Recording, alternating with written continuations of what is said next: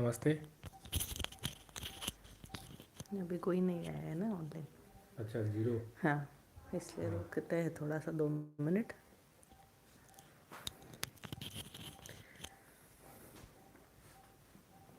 हाँ, शुरुआत कर देते हैं यहाँ से।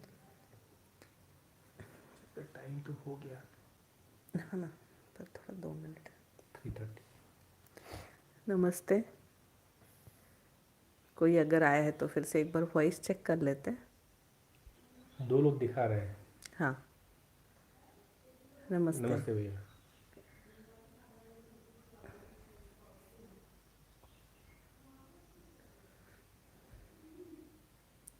एक बार आवाज़ को चेक कर लेते हैं, ठीक है ना? आप भी एक बार बात कर लीजिए। ठीक है, उनका आ गया। हाँ वॉइस ठीक है। हाँ। बढ़िया। सभी को नमस्ते। हम आज सुबह में 20 और 21 वाला जो चैप्टर था अभ्यास दर्शन का, उसको शुरू किया, जिसमें साधनों की प्रचुरता ही मानवीयता के लिए मानवीयता। मानवीयता को स्थापित करने में समर्थ नहीं है।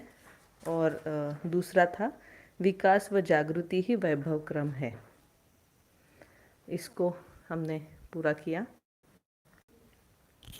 थोड़ा इंतज़ार कर लेते हैं, मुझे लगता है हाँ 2 मिनट 3 मिनट, ताकि सभी लोग आ जाए। हाँ।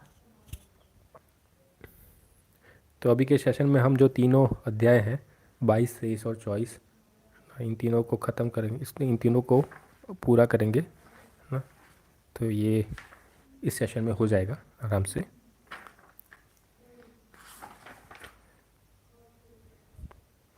तो अभी तक जो हमने बात रखी 20 और 21 के संदर्भ में, उसमें कोई प्रश्न हो तो हम लाइव में भी लिख देंगे, तो देख लूँगा मैं। हम लोग उसको उत्तर लास्ट में ले कर देंगे, लेंगे। लास्ट में उत्तर दे देंगे कोई प्रश्न हो तो। 20 और 21 में से और इसमें से भी अगर कोई प्रश्न हो तो हम उसको उत्तर दे देंगे। मुख्यतः ये अभ्यास दर्शन में यही बात बार बार दोहराई है कि व्यक्ति के जो 5 स्थितियाँ हैं और 4 आयाम हैं, इनकी परितृप्ति कैसे हो और उसकी अनिवार्यता क्यों है, और उसकी अनिवार्यता के रूप में जो उसकी समझ है या उसका एक तरह से उसका जो बृहद रूप है, उसको विश्लेषित करते हुए तात्विकता के साथ उसको यहाँ पे प्रस्तुत किया गया है पूरे अभ्यास दर्शन में। और ये सामाजिकता के अर्थ में ही अभ्यास है, और जो मानवीयता की एक जिसको हम बोलेंगे नींव है, आधार है, वो मानवीयता का आधार सामाजिकता ही है ना। उसके बाद ही मतलब सामाजिकता या मानवीयता की स्थापना के पर्यंत तक शिक्षा का अभाव नहीं है, और वो आचरण पूर्णता तक है। तो ये प्रयास तब तक है। तो ये सामाजिकता के संदर्भ में पूरी बात इसमें आई है ना।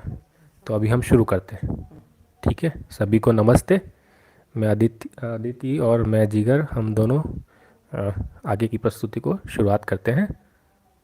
ठीक है, राकेश भैया का आगे आप शुरू कर सकते हैं। ठीक है, तो अध्याय 22, प्रत्येक मानव सामाजिकता के लिए समर्पित होना चाहते हैं ना। तो जैसे मैंने अभी तक बात किया और आगे की पूर्व अध्यायों में भी सभी ने ये बात रखी है कि मानवीयता की जो स्थापना है वो सामाजिकता पूर्वक ही हो सकती है ना। इसीलिए प्रत्येक मानव सामाजिकता के लिए समर्पित होना चाहता है, जिसको हमने 20वें अध्याय में भी देखा कि मानव जन्म से ही संबंध विहीन नहीं है।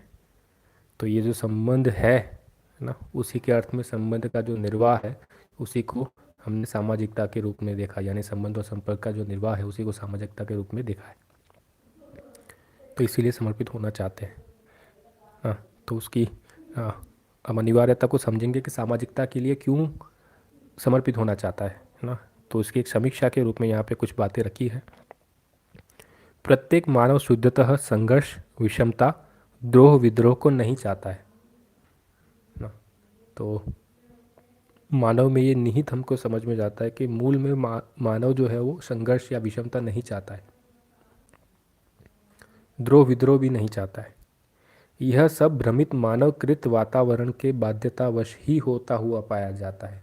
अर्थात ये सारी जो घटनाएं हैं, जो संघर्ष है ना, जो द्रोह है, विद्रोह है, उसके मूल में हम देखेंगे तो जो वातावरण है शिक्षा और व्यवस्था पूर्वक जो वातावरण निर्मित हुआ है मानवकृत, इसमें भ्रम होने से, यानी ये वातावरण ही भ्रमित होने से ये सारी विषमताएं पाई जाती है ना। उसका बहुत वृहद विश्लेषण पूर्व के अध्याय में किया जा चुका है कि क्यों ऐसा बाध्यता निर्माण होती है ना। हमने अपराध के अध्याय में है ना, जो बहुत सारे रूप से अध्याय हो अपराध होते हैं, उसी में इस बात को समझा था है ना।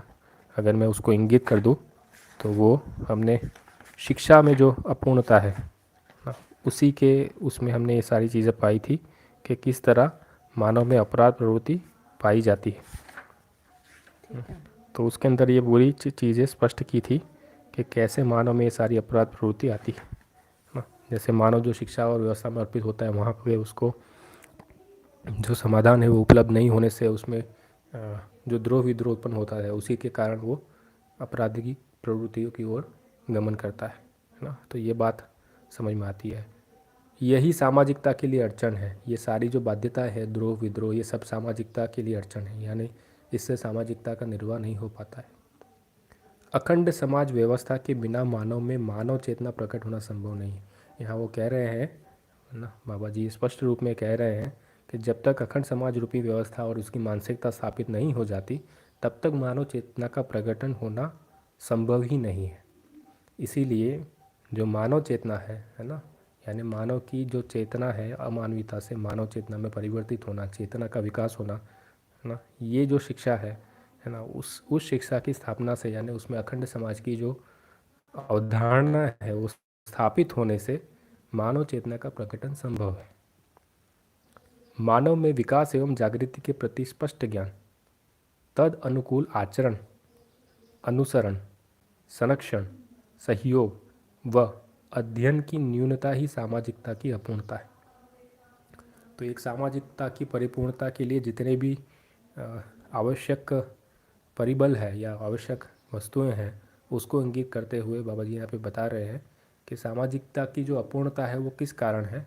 तो उसमें वो मुख्य रूप से यही बता रहे हैं कि मानव में विकास एवं जागृति के प्रति स्पष्ट ज्ञान, यानी हमने जो अभी बात किया कि जो पूरी अवधारणा है अखंड समाज सार्वभौम व्यवस्था के अर्थ में, या व्यवस्था का जो एक पूरा रूप है वो स्पष्ट नहीं होने से है ना, उसका स्पष्ट ज्ञान और उसके अनुकूल आचरण भी नहीं होने से है ना, और उसके अनुसार जो अनुसरण है सभी मानव जाति का वो नहीं होने से, और ऐसी मानवीयतापूर्ण आचरण को संरक्षण नहीं होने से या सहयोग नहीं होने से, और उसका अध्ययन उपलब्ध नहीं होने से या अध्ययन की न्यूनता होने से सामाजिकता की अपूर्णता द्रष्टव्य है ना। यह हमको ये आज के परिप्रेक्ष्य में भी ये सब चीज़ें समझ में आता है कि नहीं होने से सामाजिकता की अपूर्णता है। यह मानव के लिए वांछित एवं आवश्यक घटना नहीं है। ये सारी जो घटनाएं हैं ये कोई मानव के लिए वांछित घटना नहीं है ना, ये मानव के लिए एक आवश्यक घटना भी नहीं है। तो ये समीक्षा के रूप में रखा कि अभी सामाजिकता की अपरिपूर्णता जो है वो कैसे है ना, और उसके क्या क्या कारण हैं। आगे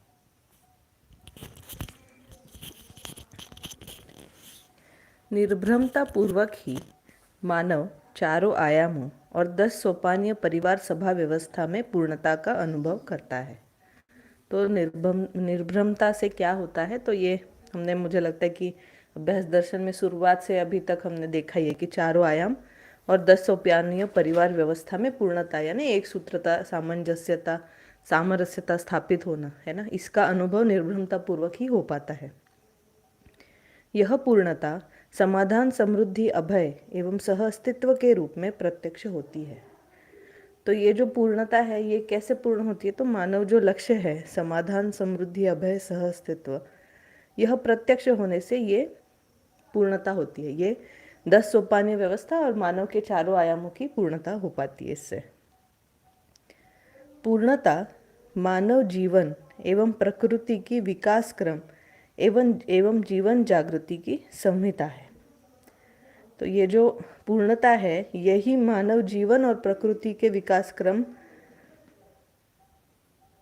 मतलब यही संहिता है पूरा। तो पूर्णता की ओर जो हम संहिता की आगे की परिभाषा भी इसी में आई है कि जिसका सार्थक भाषाकरण ही संहिता है। तो संहिता में क्या है कि ये मानवीयतापूर्ण आचरण है, जो ये पूर्णता है उसका जो भाषाकरण है वही संहिता है।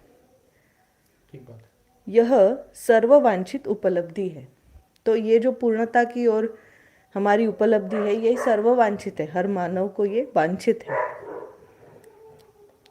मानव के संस्कारों के अंतरांतर वश उसमें अध्ययन, अन्वेषण, अनुसंधान एवं दर्शन क्षमता में विविधता पाई जाती है। तो ये बात हमने पहले भी देखी थी कि सार्वभौमिकता क्यों नहीं हो पाती है। तो उसमें से एक उसका वजह बाबा जी यहाँ पे बता रहे हैं कि संस्कारों में जो अंतरांतर है ना, मानव में जो संस्कार है अलग अलग, उसमें जो अंतरांतर है उसी से उसमें अध्ययन, अन्वेषण, अनुसंधान एवं दर्शन क्षमता में विविधता होती है उससे, है ना। तो ये जो विविधता है इससे क्या होता है, तो सार्वभौम सिद्धांत, नीति एवं पद्धति को पाना अर्थ के सदुपयोग एवं सुरक्षा के लिए अनिवार्यतम आवश्यकता है, जिसके बिना शिक्षा एवं व्यवस्था में सार्वभौमिकता संभव नहीं है।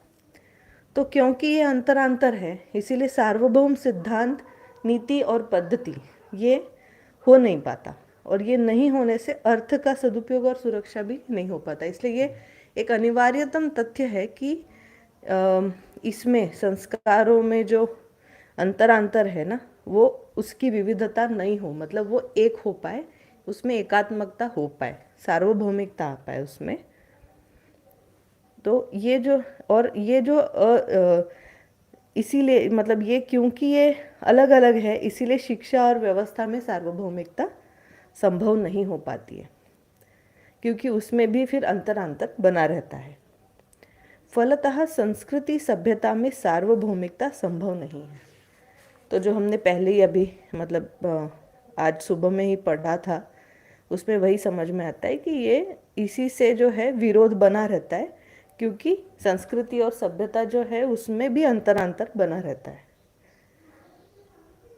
यही सभ्यता मानवीयता की अपेक्षा में अमानवीयता का, अति मानवीयता की अपेक्षा में मानवीयता का, व्यापकता की अपेक्षा में अति मानवीयता का, प्रकृति की अपेक्षा में व्यापकता का, क्रियाशीलता की अपेक्षा में प्रकृति का, ह्रास और विकास की अपेक्षा में क्रियाशीलता का, चार अवस्था की सृष्टि की अपेक्षा में ह्रास और विकास जागृति का विश्लेषण पूर्वक अध्ययन स्पष्ट है।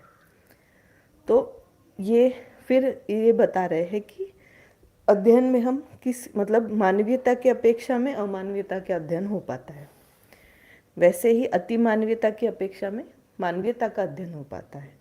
व्यापकता की अपेक्षा में मतलब उसके व्यापकता के साथ ही हम प्रकृति का अति मानवीयता का अध्ययन कर पाते हैं, और प्रकृति के साथ ही हम व्यापकता का अध्ययन कर पाते हैं। क्रियाशीलता की अपेक्षा से प्रकृति का अध्ययन कर पाते हैं। विकास और ह्रास की अपेक्षा से मतलब क्रियाशीलता जो है वो विकास और ह्रास की साथ ही हम उसका अध्ययन कर पाते हैं। तो इस तरीके से ये पूरे बात को बता रहे हैं कि इसी सब का विश्लेषण पूर्वक अध्ययन स्पष्ट है। बढ़िया। तो अध्ययन की सारी वस्तु और किस अपेक्षा में अध्ययन है उसकी स्पष्टता इस पूरे पैराग्राफ में किया गया है। उसके आगे, मनुष्य निर्भ्रमता पूर्वक ही चारों आयामों तथा 10 सोपानीय व्यवस्था में चरितार्थता का अनुभव करता है ना। तो ये जो वाक्य है इसमें बहुत स्पष्ट रूप में बता रहे हैं कि जो चरितार्थ होना है, जिसको हम बोले लक्ष्य चरितार्थ होना है ना, समाधान, समृद्धि, अवैध अस्तित्व, तो इसकी चरितार्थता क्या है या मूल में उसका जो स्पष्ट स्वरूप है वो क्या है। तो उसको स्पष्ट स्वरूप में बता रहे हैं कि निर्भ्रमता पूर्वक, यानी जो भ्रमित अवस्था है उसके निराकरण हेतु जो निर्भ्रम ज्ञान है उसकी उपलब्धि पूर्वक ही चारों आयाम यानी अनुभव, विचार, व्यवहार और व्यवसाय तथा 10 सोपानीय परिवार से लेकर विश्व परिवार तक 10 सोपानीय व्यवस्था में ही चरितार्थता का अनुभव करता है। तो ये जो अनुभव है उसकी विशालता को बता रहे हैं कि वो 10 सोपानीय व्यवस्था में और चारों आयामों की एक सूत्रता में ही अनुभव चरितार्थ होता है, यही उसकी उपलब्धि है ना। आगे वो कैसे होता है उसकी बात बता रहे हैं। संवेदनशीलता एवं संज्ञानशीलता का प्रमाण ही सामाजिकता है। तो कुल मिला के हम ये समझते हैं कि मानव में संवेदनशीलता और संज्ञानशीलता दोनों ही है ना। और संवेदनशीलता की सीमा में मानव का अध्ययन पूरा नहीं होता, क्योंकि मानव जो है वो संज्ञानशील इकाई है और संज्ञानशीलता में संवेदनाएं नियंत्रित रहती है ना। और संज्ञानशीलता का उदय हो जाना यही शिक्षा का आद्यांत लक्ष्य है, यही हमको समझ में आता है ना। तो ये जो संवेदनशीलता और संज्ञानशीलता दोनों मिलके है ना, इनका जो प्रमाण है वो सामाजिकता में ही चरितार्थ होता है, यानी इसका प्रमाण प्रत्यक्ष रूप में सामाजिकता है। उसमें भी संज्ञानशीलता सामाजिक मूल्यों का निर्वाह व अनुभव करती है। संवेदनशीलता और संज्ञानशीलता का जो अंतर बता रहे हैं कि जो सामाजिक मूल्यों का निर्वाह व अनुभव जो है वो संज्ञानशीलता ही करती है। संज्ञानशीलता की परिभाषा को देखते हैं तो समझ में आता है कि समझदारी, ईमानदारी, ज्ञान, विवेक, विज्ञान, संपन्नता का प्रमाण, इसी को संज्ञानशीलता कह रहे हैं, है ना।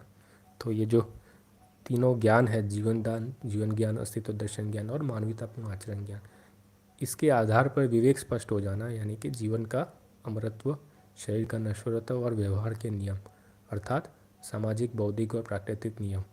सामाजिक नियम स्वधन, स्वनारी, स्वपुरुष, दयापूर्ण कार्य व्यवहार, है ना। बौद्धिक नियम देखते हैं तो असंग्रह, स्नेह, विद्या, सरलता, अभय। और प्राकृतिक नियम यानी कि ताप, दाब, है ना, ऋतु संतुलन जो है वो समझ में आ जाना, ये विवेक है। और उसके साथ विज्ञान यानी कि कालवादी, क्रियावादी, निर्णयवादी विज्ञान, ये सारी चीज़ें जो स्पष्ट हो जाना है उसी को कह रहे हैं संज्ञानशीलता, है ना। ज्ञान, विवेक और विज्ञान, ये तीनों स्पष्ट हो जाना, इसकी स्पष्टता ही है संज्ञानशीलता।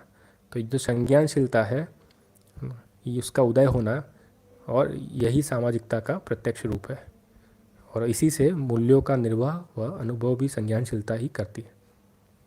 आगे, साथ ही शिष्ट मूल्य एवं वस्तु मूल्य का अनुभव करने वाली क्षमता संज्ञानशीलता ही। साथ में जो हम वस्तु मूल्य का, वस्तुओं का आदान प्रदान करते हैं, उसमें जो वस्तु मूल्य है और शिष्टता रूपी जो आचरण करते हैं, इसका अनुभव जो है ये भी संज्ञान, इसकी जो क्षमता है वो भी संज्ञानशीलता में ही है ना।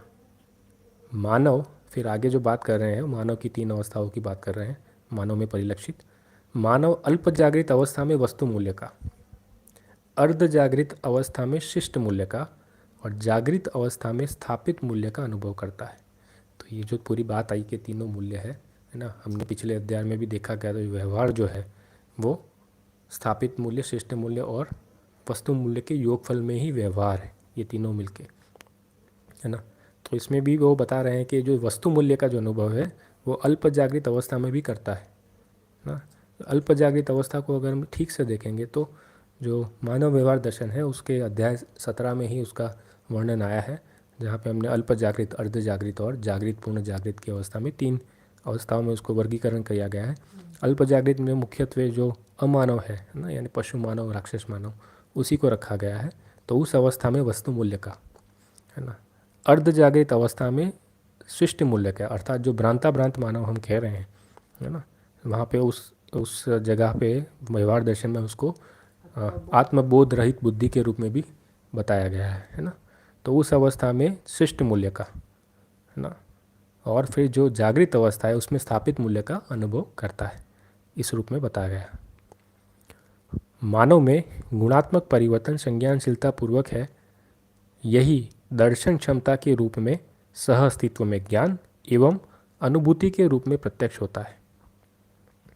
तो यहाँ पे बता रहा है कि मानव में जो गुणात्मक परिवर्तन है ना, परिमार्जन है, ये कैसे होता है। तो ये इसका जो मूल आधार है ये भी संज्ञानशीलता ही है ना, अर्थात ज्ञान, विवेक, विज्ञान, संपन्नता ही है।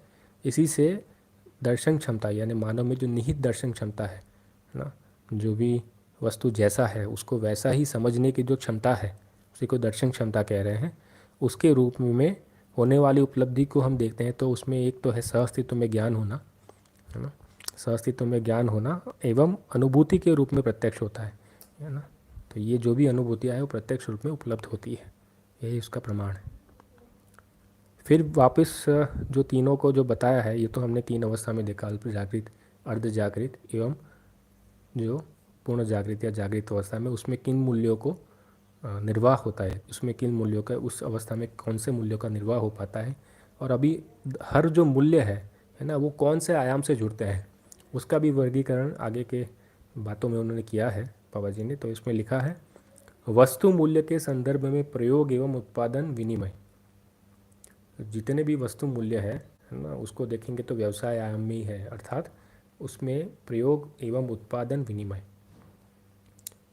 शिष्ट मूल्य के संदर्भ में व्यवहार एवं आचरण, यानी कि जितने भी शिष्ट मूल्य है उसके संदर्भ में व्यवहार एवं आचरण, है ना, ये स्पष्ट होता है। स्थापित मूल्य के संदर्भ में स्वीकार एवं अनुभव प्रसिद्ध है। हाँ, तो हम जो पूरी बात कर रहे हैं ना इसमें कि तीनों प्रमाणों की बात कर रहे हैं, व्यवहार प्रमाण, प्रयोग प्रमाण और अनुभव प्रमाण। तो इसमें जो वस्तु मूल्य है ना, उसके संदर्भ में जितने भी प्रयोग, उत्पादन और विनिमय कर रहे हैं वो मूलतः तो प्रयोग प्रमाण की ही उपलब्धि है ना। दूसरा जो बात उन्होंने बताया कि शिष्ट मूल्य के संदर्भ में जो व्यवहार एवं आचरण है ये व्यवहार प्रमाण की उपलब्धि है, और जो स्थापित मूल्य के संदर्भ में स्वीकार एवं अनुभव प्रसिद्ध है ये जो है वो अनुभव प्रमाण की उपलब्धि है, या ये अनुभव प्रमाण ही है। तो तीनों प्रमाणों को उन्होंने तीनों मूल्य से जोड़ा है यहाँ पे। आगे तो ये तीन आयाम की तो बात होगी, अनुभव, व्यवहार और व्यवसाय। अभी विचार आयाम की बात कर रहे हैं, चौथे आयाम की। निपुणता, कुशलता एवं पांडित्य ही विचार सर्वस्व है। तो विचार आयाम की जो विस्तार है उसको बता रहे हैं कि निपुणता, कुशलता एवं पांडित्य ही विचार सर्वस्व है। तो ये जो निपुणता, कुशलता और पांडित्य है इसको भी अगर हम ठीक से समझते हैं हमें तो तीनों में भेद क्या है ना। तो तीनों में जो भेद है उसको हम समझने जाते हैं तो तीनों की परिभाषा एक बार समझ लेते हैं। निपुणता की जो परिभाषा है, प्राकृतिक ऐश्वर्य पर आवश्यकता अनुसार उपयोगिता मूल्य को स्थापित करने योग्य योग्यता। और कुशलता की जो परिभाषा है उसमें बता रहे हैं, आवश्यकता अनुसार प्राकृतिक ऐश्वर्य पर उपयोगिता मूल्य एवं सुंदरता मूल्य को स्थापित करने वाली मानसिकता सहित किया गया क्रियाकलाप। तो निपुणता और कुशलता अगर दोनों को देखते हैं तो उत्पादन के संदर्भ में है, परंतु अगर कुशलता को अगर देखें निपुणता से कैसे भिन्न है तो ये समझ में आता है कि उसमें मानसिकता जो है ना उसको जोड़ा है ना, तो उसमें व्यवहार भी शामिल रहता है कुशलता में। तो निपुणता में अगर देखेंगे तो वो कुशलता और निपुणता दोनों मिलके ही, यानी जो भी उत्पादन है वो व्यवहार के साथ ही होता है ना। इसीलिए कुशलता और निपुणता जो है उत्पादन आयाम में समझ में आता है। और पांडित्य की जो बात करेंगे तो पांडित्य की जो स्पष्टता यहाँ पे रखी गई है परिभाषा के रूप में, उसको अगर हम पढ़ते हैं तो उसमें है कि सह अस्तित्व रूपी अस्तित्व दर्शन ज्ञान, जीवन ज्ञान एवं मानवीयतापूर्ण आचरण ज्ञान में पारंगत, यानी तीनों ज्ञान में पारंगत, उसी को पांडित्य कह रहे हैं। दूसरी परिभाषा में बताया है कि न्याय न्याय, धर्माधर्म, सत्य असत्य निर्णय करने, तदनुसार आचरण करने तथा अन्य को बोधगम्य कराने योग्य क्षमता। तो ये पूरा पांडित्य का विस्तार है। तो इससे समझ में आता है कि जो विचार आयाम में स्पष्टता होनी है ना, ये पांडित्य पूर्वक, निपुणता पूर्वक और कुशलता पूर्वक ही हो पाती है। इसीलिए विचार सर्वस्व कहा है इसको, इससे अधिक विचार नहीं है। यही संपूर्ण समाधान है, इसी को संपूर्ण समाधान भी कहा गया है ना। अगर पूर्व के अध्याय में देखें तो ये भी हमने पढ़ा था कि बौद्धिक समाधान जो है वो निपुणता कुशलता और पांडित्य की संयुक्त अभिव्यक्ति है ना। तो जो बौद्धिक समाधान में जितना भी होना है ये उतना ही है कि निपुणता, कुशलता और पांडित्य हो जाना। आगे इसी का नियोजन उत्पादन एवं व्यवहार के रूप में प्रत्यक्ष होता है। जैसा हमने पूर्व में बात किया कि निपुणता, कुशलता को उत्पादन आयाम में और पांडित्य को व्यवहार आयाम में हम नियोजित करते हैं, उसी को वो बता रहे हैं कि उसी का नियोजन उत्पादन एवं व्यवहार के रूप में प्रत्यक्ष होता है, जो हमें दिखता है। यही उत्पादन एवं व्यवहार मानव के अल्प जागृति, अर्ध जागृति, जागृति और जागृति निरंतरता के रूप में स्पष्ट होता है। तो हम जब कह रहे हैं कि अल्प जागृत है या अर्ध जागृत है या जागृत है, उसका प्रत्यक्ष रूप यानी उसका प्रमाण जो है ना, जैसे अनुभव प्रमाण भी है, तो जो समाजशास्त्र में भी ये बात आई है कि अनुभव प्रमाण है, तो उसका प्रत्यक्ष रूप जो है वो व्यवहार और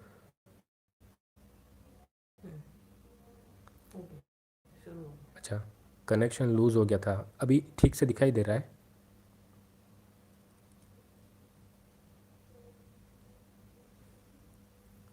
अभी ठीक से आ रहा है क्या? हेलो, चालू तो हो गया मुझे ऐसा लगता है। अगर कोई कह देगा ठीक है तो फिर हम आगे बढ़ते हैं। हाँ, ठीक है, आगे। ठीक है। कनेक्शन लूज हो गया था, अभी ठीक हो गया। हाँ। ओके, ठीक है। तो हाँ, ये बात कर रहे थे कि अभी भी की जो परंपरा है, अब अभी के परिप्रेक्ष्य में भी देखते हैं तो जितनी भी मिलावट हमको समझ में आ रही है ना, मानव जाति ने जो एक तरह से अ, लाभ केंद्रित जो मानसिकता है, उसके जो उत्पादन में जो त्रुटियां आ रही हैं जो मानव जाति की है, उससे हम मानव जाति को अभी जागृति क्रम में देख पा रहे हैं, है ना। तो इससे ये भी समझ में आता है कि ये जो जागृति क्रम है उसमें मानव जाति कहाँ पे खड़ी है अभी। तो उसको हम अल्प जागृत, अर्ध जागृत और जागृत की अवस्था में प्रत्यक्ष रूप में जो हम उसको अवलोकन कर पा रहे हैं, उसका आधार उत्पादन ही है, या तो फिर व्यवहार में हम जो सामाजिकता के अर्थ में देख रहे हैं कि अभी जो मानव में यानी कि मानव समाज में कौन सी प्रवृत्तियाँ ज़्यादा प्रवर्तन में है, तो उसको हम जांच पाते हैं कि मानवीय प्रवृत्तियाँ हैं या अमानवीय प्रवृत्तियाँ हैं। तो उससे भी हम आकलन कर सकते हैं कि ये अ, मानव जाति अल्प जागृत स्थिति में, अर्ध जागृत में है, जागृत में है या जागृति पूर्णता में, है ना। तो ये व्यवहार और उत्पादन में ही प्रत्यक्ष होता है, उसका प्रमाण उसी में मिलता है। आगे। तो हमने जो शुरुआत की थी, मतलब मेरा भी ध्यान गया एक्चुअली, प्रत्येक मानव सामाजिकता के लिए समर्पित होना चाहता है। सामाजिकता को बाबा जी, मतलब अभी हमने जो जो पढ़ा है ना, उसमें और आगे भी वही आएगा वापस, कि चारों आयाम और 10 सोपानीय परिवार सभा व्यवस्था। ये जो 4 आयाम और 10 सोपानीय परिवार व्यवस्था में जो भागीदारी है, इसी को सामाजिकता के अर्थ में बाबा जी बोल रहे हैं। तो पहला मुद्दा जो आया था वो था कि 4 आयाम और 10 सोपानीय परिवार व्यवस्था में पूर्णता का अनुभव होना। दूसरा मुद्दा आया है कि 4 आयाम और 10 सोपानीय व्यवस्था में चरितार्थता का अनुभव होना। और फिर अभी जो मुद्दा आया है तीसरा, वो ये आया है कि चारों आयामों की परितृप्ति किससे होती है ना। तो चारों आयामों की परितृप्ति जो है वही ही सुख, शांति, संतोष एवं आनंद है। यही मानव की चिराकांक्षा है। आवश्यकता से अधिक उत्पादन अर्थात समृद्धि में उत्पादन विनिमय आयाम की परितृप्ति, है ना। शिष्टता सहित आचरण से वैचारिक आयाम की परितृप्ति। निपुणता, कुशलता एवं पांडित्यपूर्ण समाधान से वैचारिक आयाम की तृप्ति। पूर्ण मूल्य एवं स्थिति सत्य की निरंतरता ही अनुभवात्मक आयाम की तृप्ति है। तो ये जो चारों आयाम है ना, वो कैसे तृप्त होते हैं उसकी बात आई। उसमें सुख, शांति, संतोष, आनंद को ही फिर समृद्धि और आचरण के रूप में, यानी न्याय व्यवहार के रूप में, उसके बाद में विचार में समाधान के रूप में, और अनुभव में पूर्ण मूल्य और स्थिति सत्य के रूप में बता रहे हैं, जोड़ते हुए।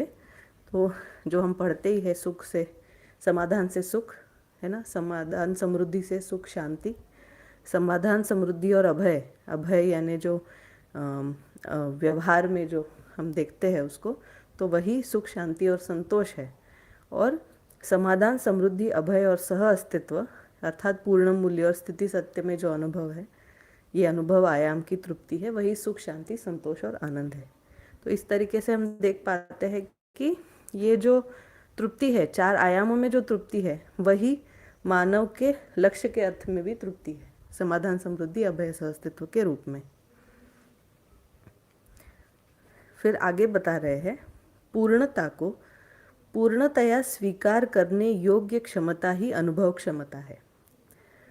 तो अनुभव में हम पूर्णता को स्वीकार कर पाते हैं, है ना। पूर्णता कौन सी है? तो गठन पूर्णता, क्रिया पूर्णता और आचरण पूर्णता। उसी अर्थ में हम ये भी देख पाते हैं कि ये जो पूर्णता है वो किस वजह से है, क्योंकि हम पूर्ण में गर्भित है ना। इसीलिए स्थिति पूर्ण सत्ता भी कहा है। तो इस सत्ता में या स्थिति पूर्ण सत्ता में संपृक्त होने से मानव जो है वो पूर्णता की ओर या प्रकृति पूर्णता की ओर गतित है। इसको स्वीकार करने की क्षमता अनुभव क्षमता है। यह अनुक्रम से अर्थात जागृति क्रम और जागृति से प्राप्त प्रकटन एवं स्थिति है। ये अनुक्रम से प्राप्त होता है ना। जागृति क्रम, जागृति में ही हम पूर्णता को, मतलब क्रिया पूर्णता और आचरण पूर्णता को पाते हैं। इस प्रकटन के अनंतर परिवर्तन परिमार्जन नहीं है। तो ये जब कोई भी पूर्णता हो गई, उसके बाद कोई उसमें परिवर्तन और परिमार्जन नहीं है, तभी वो पूर्णता है, ऐसा कह रहे हैं। यही पूर्ण जागृति है। ऐसी पूर्णता केवल तीन ही है, गठन पूर्णता, क्रिया पूर्णता, आचरण पूर्णता। तो इसमें हम देख पाते हैं कि ये जो गठन की पूर्णता है अर्थात परिणाम की पूर्णता है, तो उसमें परिणाम का अमरत्व हो गया। क्रिया पूर्णता जो है उसमें श्रम का विश्राम हो गया, और आचरण पूर्णता जो है वो गति का गंतव्य हो गया। तो एक तरीके से उसके बाद उसमें परिवर्तन और परिमार्जन नहीं है। जिस अनुभूति के अनंतर शंका अथवा परिवर्तन परिमार्जन होता है वह पूर्ण विकास का लक्षण नहीं है। इन्हीं तथ्यों के आधार पर चैतन्य होने के समय में गठन पूर्णता, जिसमें प्रस्थापन एवं विस्थापन का सर्वथा अभाव, मानवीयता में क्रिया पूर्णता, जिसमें मानव संस्कृति एवं सभ्यता में संदिग्धता का सर्वथा अभाव, आचरण पूर्णता में सतर्कता एवं सजगता के प्रति शंका का सर्वथा अभाव पाया जाता है, यही प्रमाण का आधार है। तो यही आगे अच्छे से मतलब बताया है कि ये जो पूर्णता है, अभी तक हमने विकास को जिस तरीके से देखा है उसमें रचनाओं को विकास के रूप में पहचाना, जो जिसमें रचना विरचना होना ये उसका नियम है। और बाबा जी जो पूर्णता की या पूर्ण विकास की बात कर रहे हैं उसमें उसमें एक बार पूर्ण होने के बाद उसमें कोई परिवर्तन नहीं है। तो फिर इसीलिए बता रहे कि जैसे चैतन्य हो गया, चैतन्य परमाणु होने से गठन पूर्णता हो गई, उसमें फिर उस परमाणु में प्रस्थापन विस्थापन नहीं है। मानवीयता होने से क्रिया पूर्णता हो गई, उसमें फिर संस्कृति सभ्यता में जो संदिग्धता है ना, वो अभाव हो गया उसका, है ना, उसका समापन हो गया। और आचरण पूर्णता हो गई, तो इसका मतलब सतर्कता और सजगता के प्रति कोई शंका नहीं रही।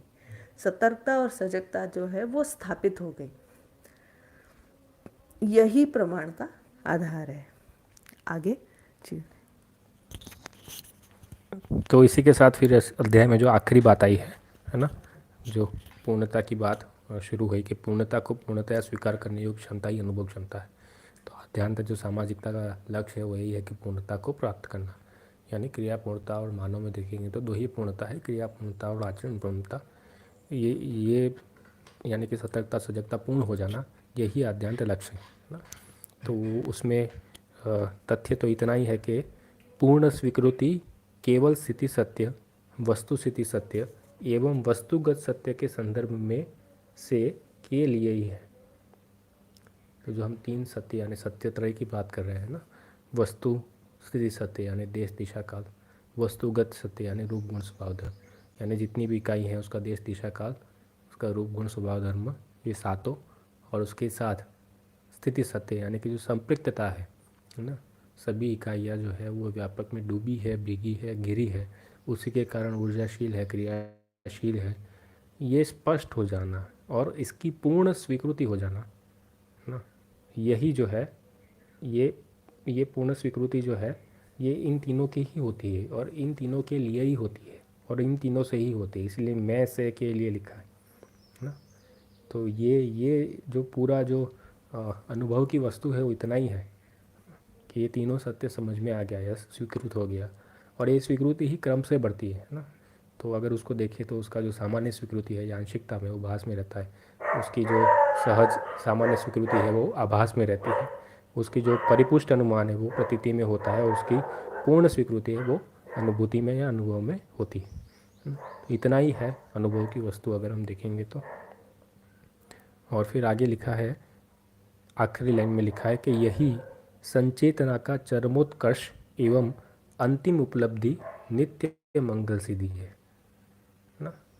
तो ये जो नित्य मंगल सिद्धि है या जो अंतिम उपलब्धि है, या जिसको कह रहे हैं कि संचेतना का चरमोत्कर्ष, संचेतना यानी जो पूर्णता के प्रति जिज्ञासा है उसी को संचेतना कह रहे हैं, है ना। तो पूर्णता के प्रति यानी क्रिया पूर्णता, आचरण पूर्णता, गठन पूर्णता के प्रति जो जिज्ञासा है उसका चरमोत्कर्ष यानी आखिरी जो उत्कर्ष है ना, उसके प्रति जो जिज्ञासा है या उसकी जो अंतिम उपलब्धि है या उसकी नित्य मंगल सिद्धि है, वो इतना ही है कि ये जो तीनों स्थिति सत्य है, तीनों सत्य है, सत्यत्रय, स्थिति सत्य, वस्तुगत सत्य, वस्तु स्थिति सत्य, इसकी पूर्ण स्वीकृति हो जाना, है ना। वही सामाजिकता का आधार है और उसी के लिए मानव सामाजिकता के लिए समर्पित होना चाहते हैं। तो इतना ही है। आगे का अध्याय जो है आप रखें।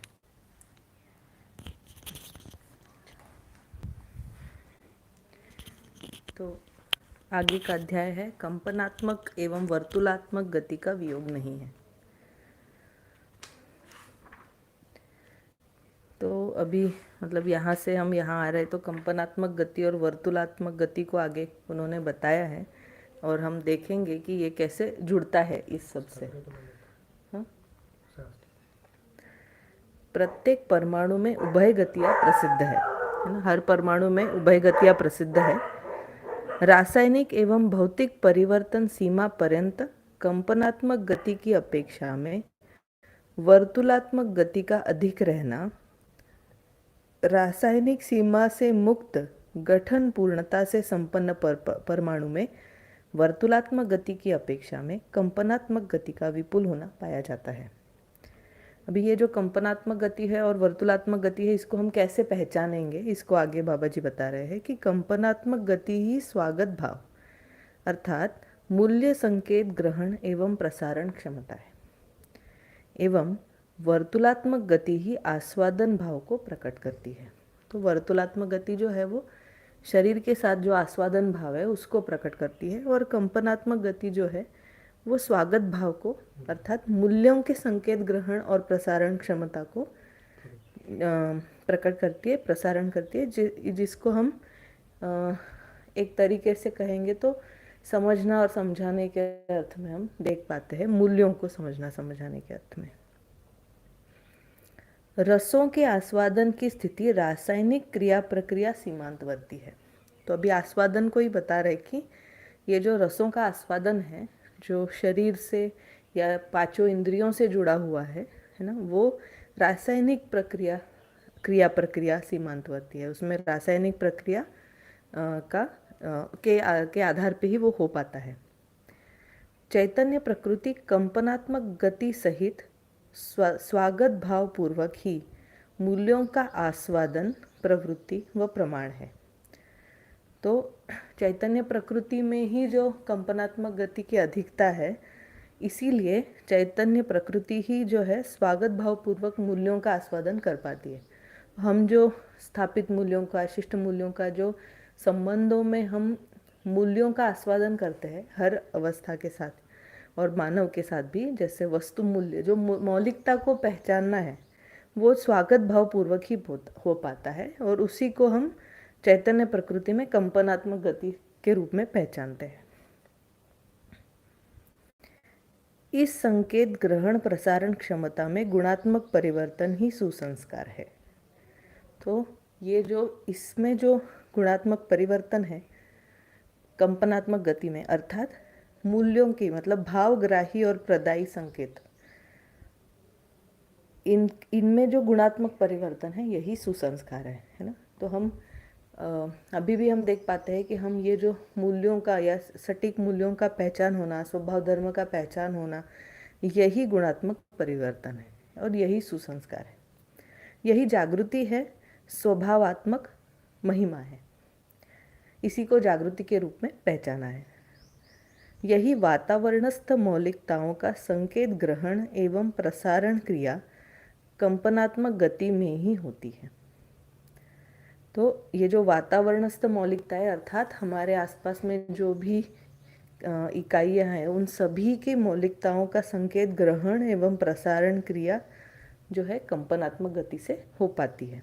उसी को हम मतलब ये जो समझना है उस अर्थ में हम देख पाते हैं। यही प्रभावात्मक एवं प्रभावशील गति को प्रकट करता है। वर्तुलात्मक गति दबावात्मक एवं तरंगात्मक गति को प्रदान करती है जो प्रसिद्ध है। तो जो कंपनात्मक गति है वो मतलब वो प्रभाव यानी वो उसको हम देखेंगे तो मतलब जो कंपनात्मक गति से या जो मूल्यों को या मौलिकताओं का जो हम संकेत ग्रहण करते हैं वही प्रभाव है, उसको हम प्रभाव के रूप में पहचानते हैं। जैसे मतलब प्रभाव की परिभाषा है कि क्रिया की प्रतिक्रिया, अर्थात मात्रात्मक गुणात्मक अपनी मौलिक पहचान। तो ये जो मौलिक पहचान है, अपने मौलिक पहचान को ही प्रभाव के रूप में पहचाना है। हर इकाई की मौलिक पहचान को प्रभाव के रूप में पहचाना है, इसीलिए वो प्रभावात्मक है। और वर्तुलात्मक गति अर्थात जो इंद्रियों से हम आस्वादन करते हैं, वो दबावात्मक एवं तरंगात्मक गति प्रदान करती है। क्योंकि ये शरीर से जुड़ा हुआ है, इसीलिए इसमें दबाव को हम महसूस करते हैं। दबाव जो है, इसका परिभाषा है स्वभाव गति से आवेशित गति की ओर प्रेरणा। बिल्कुल समझ में नहीं आई। हाँ, अच्छा, ठीक है। तो मैं ये कह रही थी कि जो वर्तुलात्मक गति है वो दबाव और तरंग के रूप में हमको पहचानने में आती है। क्यों? क्योंकि वो भौतिक रासायनिक वस्तु से जुड़ी हुई है, और भौतिक रासायनिक वस्तुओं का जो प्रभाव है, जो दबाव है, वही वर्तुलात्मक गति के रूप में पहचानने में आता है। तो यहाँ पे लिखा है भारत जी ने कि कंपनात्मक गति एवं वर्तुलात्मक गति बिल्कुल समझ में नहीं आई। थोड़ा प्रयास करता हूँ उसको जितना मुझे स्पष्ट हुआ है। तो इसमें ये कह रहे हैं कि परमाणु में उभय गतियाँ है ना, यानी हम परमाणु में देखते हैं तो मूलतः हम जब जड़ परमाणु में भी देख रहे हैं और चैतन्य परमाणु में भी देख रहे हैं तो गतियों के रूप में यहाँ पे दर्शन में बताया गया है कि गुणन गति है, कंपनात्मक गति है और वर्तुलात्मक गति है ना, अंशों में ये पाई जाती है। उसमें भी जो कंपनात्मक और वर्तुलात्मक गति, ये दो गतियों की बात इस पूरे अध्याय में की गई है ना। तो अभी अस्तित्व में दो ही प्रकार के परमाणु हमने समझे हैं अभी तक, एक तो गठनशील परमाणु, एक गठनपूर्ण परमाणु। गठनशील परमाणु में भी ये दो गतियाँ हैं। वो कैसे हैं अगर उसको समझे तो प्रत्येक परमाणु में जो निहित अंश है ना, वो अपने घूर्णन गति में है, यानी वो अपनी धुरी में ही गोल गोल घूमते हैं है ना। जैसे उसका मैं स्थूल रूप में अगर उदाहरण लूँ तो ये धरती कैसे अपनी धुरी पे गोल गोल घूमती है, उसी को हम बोल रहे हैं घूर्णन गति है ना। और उसके साथ साथ वो गोल गोल घूमते हुए सूर्य के आसपास चक्कर भी लगाती है, यानी कि वो सूर्य के आसपास घूमती भी है। तो ये अपने आप में गोल गोल घूमते हुए आगे बढ़ रही है ना। तो ये एक तरह से वर्तुलात्मक गति है ना। अगर आपको वो इमेजिन हो पा रहा है, उसका चित्रण बन पा रहा है, तो धरती अपने आप में भी गोल गोल घूम रही है और वो आगे भी बढ़ रही है ना, जिसको हम बोले सूरज का चक्कर काटना। तो ये वर्तुलात्मक गति है ना। और अगर हम पूरे सौर व्यूह को देखते हैं, सोलर सिस्टम को, तो उसमें धरती और सूरज और बाकी जितने भी ग्रह गोल है वो एक अच्छी निश्चित दूरी में, यानी वो एक सीमा तक पास आते हैं, उससे ज़्यादा पास नहीं आते, और एक सीमा तक दूर जाते, इससे ज़्यादा दूर नहीं जाते। जैसे हम गठनशील परमाणु में देखते हैं तो अंश जो है वो अपने परिवेशों से बाहर जाना और परिवेशों से अंदर आना, इन सभी का जो नियंत्रण है वो मध्यस्थ क्रिया यानी मध्यांश जो है उसके द्वारा होता है ना। तो मध्यांश जो है वो अंशों को बहिर्गमन और अंशों का जो नज़दीक आना है उसको नियंत्रण करता है, या उससे नियंत्रण होता है ना। करता है शब्द ज़्यादा ठीक है क्योंकि वो मध्यांश है, इसलिए कर्ता के रूप में कह सकते हैं। अगर वो मध्यस्थ होता है यानी व्यापक होता तो हम कह सकते हैं उसमें नियंत्रण होता है। तो ये भेद है दोनों में है ना, क्योंकि यहाँ पे जो कर्ता के रूप में है वो इकाई है, व्यापक जो है वो कर्ता के रूप में नहीं है ना। तो उस रूप में अगर देखते हैं तो ये जो अंशों का आना और जाना है, इसका जो नियंत्रण है, यानी अंशों का जो मध्यांश के प्रति आकर्षण है और उसके साथ साथ जो मध्यांश से विकर्षण है ना, इसको अगर हम देखें तो इसको जो नियंत्रण है वो मध्यस्थ क्रिया करती है। और ये जो नियंत्रण है उससे जो परमाणु में जो एक कंपन पैदा होता है ना, जैसे अंश पास आते हैं दूर जाते हैं, इससे कंपनात्मक गति उत्पन्न होती है, उसी को कंपनात्मक गति कह रहे हैं परमाणु में है ना। ये जड़ परमाणु की बात हुई, अर्थात गठनशील परमाणु की बात हुई। इसी को जब हम चैतन्य यानी गठनपूर्ण परमाणु में देखने जाते हैं तो ये जो वर्तुलात्मक गति है वो आस्वादन अपेक्षा यानी इंद्रिय सापेक्ष जितने भी क्रियाकलाप है, शब्द है, स्पर्श है, रूप है, रस है, गंध है, इनका जो आस्वादन है उसी को वर्तुलात्मक गति के रूप में पहचाना है ना। और यही जो आस्वादन से ऊपर की जो क्रियाएं हैं यानी मूल्य है ना, हमने 3 प्रकार के आस्वादन देखे थे, रुचि मूलक, मूल्य मूलक और लक्ष्य मूलक आस्वादन। उसमें से जो रुचि मूलक आस्वादन की बात हो रही है ये वर्तुलात्मक गति की बात हो रही है ना। और जो मूल्य मूलक आस्वादन है ना, जिसमें जो संबंधों का चयन है और उसके साथ फिर जो मूल्यों का आस्वादन है ना, जो हमने पूरी बात की रूप में बात किया है ना। तो जड़ की सीमा में जो भी पांचों ज्ञानेंद्रियों से जो आस्वादन है, सभी रसों का आस्वादन है या भौतिक रासायनिक वस्तुओं का आस्वादन है, उसी को वर्तुलात्मक गति के रूप में इंगित किया। और जो मूल्य है, विश्वास है, सम्मान है, स्नेह है, इन्हीं का जो मूल्य मूलक आस्वादन है या स्वागत क्रिया है, उसी को कंपनात्मक गति के रूप में पहचाना। और ये कंपनात्मक गति का बढ़ जाना ही संचेतना है ना। कुल मिला के देखेंगे तो चैतन्य में भी, यानी चैतन्य में हम देखेंगे तो दो अवस्थाएं हैं, है ना। एक तो चैतन्य या एक जीवन जो है वो पशु शरीर को चलाता है, जीव जानवर या जीव अवस्था में, और एक जीवन जो है जो मानव शरीर को चलाता है। इसमें भी हम देखते हैं तो कंपनात्मक गति का बढ़ जाना ही संचेतना का प्रमाण है ना।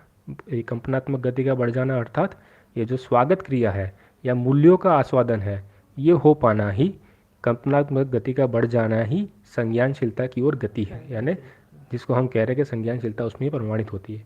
तो कंपनात्मक गति बढ़ जाती है तो गठनशीलता में हम देखेंगे तो क्या होता है, तो जैसे अंशों का पास आना और दूर जाना जो है ना, उससे जो सम्मिलित रूप में एक आचरण पैदा हो रहा है, जो उसकी घूर्णन गति है, वर्तुलात्मक गति है, और उससे आचरण जो पैदा हो रहा है कंपनात्मक गति, वो गठनशील में है। पर गठनपूर्ण में यानी जीवन में जो समझ में जाते हैं तो उसमें इतना ही है कि जो मूल्यों की आस्वादन है, या जिसको हम बोल रहे हैं कि जो मूल्यों के आस्वादन में जो क्रम है ना, जैसे हमने एक बात देखी कि स्थापित मूल्य में प्रेम पूर्ण मूल्य है और प्रेमानुभूति ही सर्वोच्च अनुभूति है ना। तो ये जो पूर्ण मूल्य का जो अनुभव हो जाना या उसकी अनुभूति हो जाना, यही कंपनात्मक गति का चरमोत्कर्ष है ना। तो ये कंपनात्मक गति का बढ़ जाना ही संज्ञानीयता का या संज्ञानशीलता का पूर्ण हो जाना है ना, या संज्ञानीयता का प्रकटन है। तो ये दोनों भेद है वर्तुलात्मक गति और कंपनात्मक गति का। उसको हम मानव में इस रूप में पहचान सकते हैं, जड़ का आस्वादन और मूल्यों का जो स्वागत भाव है, उसके रूप में वर्तुलात्मक गति और कंपनात्मक गति को समझ सकते हैं। आशा है मैंने स्पष्ट किया जितना मुझे स्पष्ट था। उस पर और भी बात हो सकती है, कैसे उसको हम देखते हैं, और कैसे कंपनात्मक गति जो है वो चैतन्य में प्रकट हुई, कैसे ये अंशों की संख्या बढ़ने से और मध्यांश का जो नियंत्रण है उससे कंपनात्मक गति पैदा हुई। उसको विस्तार में फिर बात कर सकते हैं, पर मुझे लगता है अभी के लिए इतना पर्याप्त है स्पष्ट करने के लिए यहाँ पे जो बात आई है उसमें। ठीक है, हम आगे का जो पैराग्राफ है उस पर बढ़ते हैं। यहाँ पे लिखा है कि सामाजिकता के मूल में संज्ञानशीलता ही सक्रिय है ना। जो मैंने पूरे आगे भी बात किया, दीदी ने बात रखी, उसका जो आगे का जो क्रम है उसमें यही बता रहे हैं कि सामाजिकता के मूल में अगर देखने जाए तो संज्ञानशीलता ही सक्रिय है ना। यानी कि जो मूल्यों का जो स्वागत भाव है ना, जैसे हमने पिछले अध्याय में भी देखा, जो साधनों की प्रचुरता है उससे कोई सामाजिकता का संरचना संभव नहीं है ना। तो वो संवेदनशीलता की सीमा में तो नहीं हो पाएगा। तो फिर वो कैसे हो पाएगा, तो वो संज्ञानशीलता की सीमा में हो पाता है, अर्थात कि जो स्थापित मूल्य है, मानव मूल्य है ना, वो जो स्थिर मूल्य है उसके आधार पे ही सामाजिकता स्थापित हो पाती है। इसके मूल में संज्ञानशीलता ही सक्रिय होती है। ये बात यहाँ पे बता रहे हैं।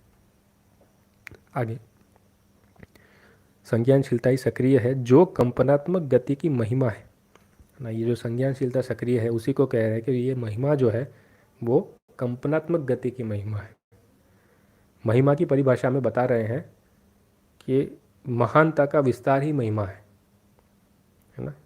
अभी हम जो महिमा कह रहे हैं ना, किसी भी चीज़ की जो महिमा है, ये उसकी महानता का विस्तार है। और महानता को हमने अभी जो परिप्रेक्ष्य में समझा है वहाँ पे, यहाँ पे ये बात तो नहीं कर रहे हैं। यहाँ महानता को जो बता रहे हैं, महानता ही जागृति सहज प्रमाण परंपरा है ना। हम आज की जो बोलचाल की भाषा में किसको कहते हैं, आप तो बहुत महान है या महानता या महत्तम काम किया है ना। तो यहाँ पे बता रहे कि जागृति सहज प्रमाण परंपरा है, यही महान काम है, और इसी को महानता के रूप में बताया है।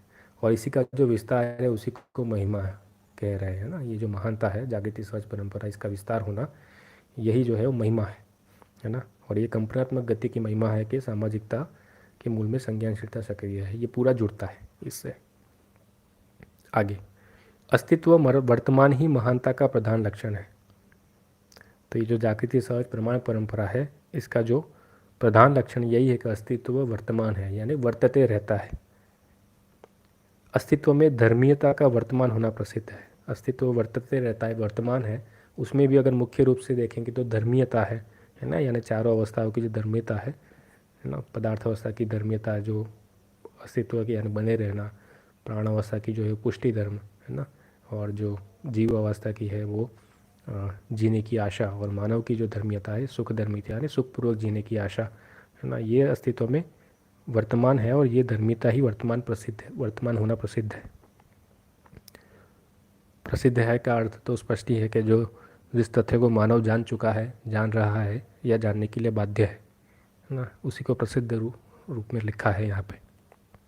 तो मानव में जो धर्मीयता है सुख है, जैसे बात किया, मानव जब तक सुख धर्मीयता से परिपूर्ण नहीं होता है तब तक जागृति सहज प्रमाण नहीं है ना। तो ये मानव के लिए बाध्यता है, जब तक मानव सुख यानी कि सुख से परिपूर्ण नहीं हो जाता तब तक मानव की महिमा है वो पूर्ण नहीं होती, है ना। तो इसीलिए मानव को सुख से संपन्न होना यही मानव के लिए एक आवश्यक अनिवार्य वस्तु है, तब तक प्रमाण नहीं है जागृति का। जागृति पूर्णता ही महिमा संपन्नता है, जागृति पूर्णता ही महिमा संपन्नता है, स्पष्ट है, यानी महानता का विस्तार है, यही जो है जागृति पूर्णता है। मानव से अधिक महिमा संपन्न इकाई नहीं है, यानी मानव से अधिक जो विस्तार है वो किसी भी इकाई में नहीं है ना। यानी प्राण अवस्था या जीव अवस्था या पदार्थ अवस्था में देखेंगे तो उसमें उसकी ये महिमा या उसकी विस्तार नहीं है कि वो 10 पानी व्यवस्था के बारे में सोचे, है ना। मानव संस्कार अनुषंगी है, मानव में ही कर्म स्वतंत्रता और कल्पनाशीलता है, जिसके वश ही ये पूरा जो विस्तार है अखंड समाज सार्वभौम व्यवस्था का वो हो पाता है। इसीलिए ये बात कही है कि मानव से अधिक महिमा संपन्न इकाई नहीं है। मानव ही जागृति पूर्वक प्रमाण प्रस्तुत करते हुए शरीरांतर भी देवात्मा एवं दिव्यात्मा के पद में स्थित रहना होता है। ये जो लाइन आई है ना यहाँ पे, देवात्मा और दिव्यात्मा, इसमें मुख्यत्वे यही बता रहे हैं कि जो मानव जो है वो शरीर और जीवन का संयुक्त रूप है ना। तो ये जो शरीर और जीवन का संयुक्त रूप होने से उसमें जीवन जो है वो अमर है, यानी शरीर के नश्वरता और जीवन का अमरत्व, इस बात को स्पष्ट किया है। और जो शरीर त्यागने के बाद या शरीर की विरचना के बाद भी जीवन अमर रूप में बना रहता है। इसीलिए ये बात यहाँ पे स्पष्ट होती है कि इसमें ये बात स्पष्ट होती है कि मानव ही जागृति पूर्वक मानव ही प्रमाण प्रस्तुत करता है ना। और शरीरांतर भी यानी शरीर के अनंतर भी देवात्मा एवं दिव्यात्मा के पद में स्थित रहना होता है। ये दोनों पद में वो अगर प्रमाणित होता है देव मानव और दिव्य मानव के रूप में, तो देवात्मा और दिव्यात्मा के पद में वो स्थित रहता है। ये बात यहाँ स्पष्ट की है। उसमें मूल आशय इतना ही कि जीवन के अमरत्व को इंगित करना चाहते हैं। और जो प्रमाण है वो मानव के साथ ही है, यानी कि वो आत्मा का जो प्रमाण है उसकी बात नहीं कर रहे हैं। यदि प्रमाणित होना है तो वो शरीर और जीवन के संयुक्त रूप में ही हो पाता है। इसकी भी और दिशा निर्देश कर रहे हैं आगे। सम्यक्ता अर्थात पूर्णता के लिए जो जिज्ञासा है यही संचेतना है। आगे भी हमने संचेतना की परिभाषा की चर्चा की थी कि जो पूर्णता यानी क्रिया पूर्णता और आचरण पूर्णता के अर्थ में जो जिज्ञासा है उसी को संचेतना कह रहे हैं। आगे, सम्यक्ता यानी पूर्णता केवल गठन क्रिया एवं आचरण है, ये तीनों में ही पूर्णता द्रष्टव्य है, जिसका प्रत्यक्ष रूप ही अमरत्व, सतर्कता एवं सजगता है। गठन पूर्णता का प्रत्यक्ष रूप अमरत्व यानी परिणाम का अमरत्व, क्रिया पूर्णता का प्रत्यक्ष रूप सतर्कता का पूरा हो जाना यानी समाधान पूर्ण परंपरा हो जाना, परंपरा में समाधान सर्वसुलभ हो जाना, और आचरण पूर्णता है यानी कि गति का गंतव्य। क्रिया पूर्णता श्रम का विश्राम और आचरण पूर्णता गति का गंतव्य हो जाना यानी सजगता पूर्ण हो जाना। अर्थात जो शिक्षा है, संविधान है ना, विधि है, व्यवस्था है, चारों आयामों में या मानवीय आचार संहिता रूपी जो संविधान है वो प्रमाणित हो जाना, इसी को बोल रहा है सजग, उसी के बोला है सजगता पूर्ण हो जाना। इसी को आचरण पूर्णता भी बताया गया है। सतर्कता की परिपूर्णता ही मानव में अभय एवं विश्वास, तो जो वर्तमान में विश्वास है उसी को अभय के रूप में यहाँ पे बताया गया है। तो वर्तमान में जो विश्वास है यानी अभय है ना, वो कब हो पाता है? जब सतर्कता की परिपूर्णता हो पाती है, अर्थात क्रिया पूर्णता में अभय और विश्वास स्थापित हुआ पाया जाता है, यह समझ में आता है। आशय पूर्ति के संदर्भ में समझदारी पूर्ण हो जाना ही अभयता है। दूसरी परिभाषा में बता रहे हैं कि जो आशय पूर्ति है ना, उसके संदर्भ में समझदारी से पूर्ण हो जाना, ज्ञान विवेक विज्ञान से पूर्ण हो जाना ही अभयता है। और अभयता ही सामाजिकता की आद्यांत उपलब्धि है ना। तो जो सामाजिकता की जो हम सामाजिक लक्ष्य की बात कर रहे थे, है ना, जैसे मानव लक्ष्य के रूप में समाधान, समृद्धि, अभय और सहअस्तित्व के रूप में बताया गया है, उसी में भी अगर हम परिवार लक्ष्य के रूप में देख रहे हैं तो उसको समाधान और समृद्धि रूप में बताया गया है। और उसमें जब समाज लक्ष्य के रूप में जब देखने जाते हैं तो समाधान, समृद्धि और अभय, इन तीन की बात की है ना। तो इसीलिए यहाँ पे लिखा है कि अभयता यानी वर्तमान में विश्वास हो जाना ना, यही सामाजिकता की आध्यात्मिक उपलब्धि है। और उसी के साथ ये भी कहा कि यही संज्ञानशीलता है। यानी संज्ञानशीलता को अगर हम देखेंगे तो दो भाग में समझ में आती है। जो पहचानना, निर्वाह करना है, उसको संवेदनशीलता के रूप में पहचान पाते हैं, और जो जानना और मानना है ये संज्ञानशीलता है। तो जो जानना मानना है ना, यानी कि जो बोध और अनुभव है, उसको दूसरे रूप में देखेंगे तो उसकी परिपूर्णता जब हम परंपरा में देखते हैं तो उतनी ही है कि उसकी परिपूर्णता ये है कि जो समाज में अभय स्थापित हो जाए, है ना। और उसी को संज्ञानशीलता को जब हम परंपरा में या मानव की समग्रता में देखते हैं तो इतना ही समझ में आता है कि अभय प्राप्त हो जाए। तो ये पूरा अध्याय था वर्तुलात्मक गति और कंपनात्मक गति, जिसमें मुख्यत्वे संज्ञानशीलता यानी कंपनात्मक गति की ही बात की है ना। तो ये पूरा अध्याय यहाँ पे समाप्त होता है। अगला अध्याय।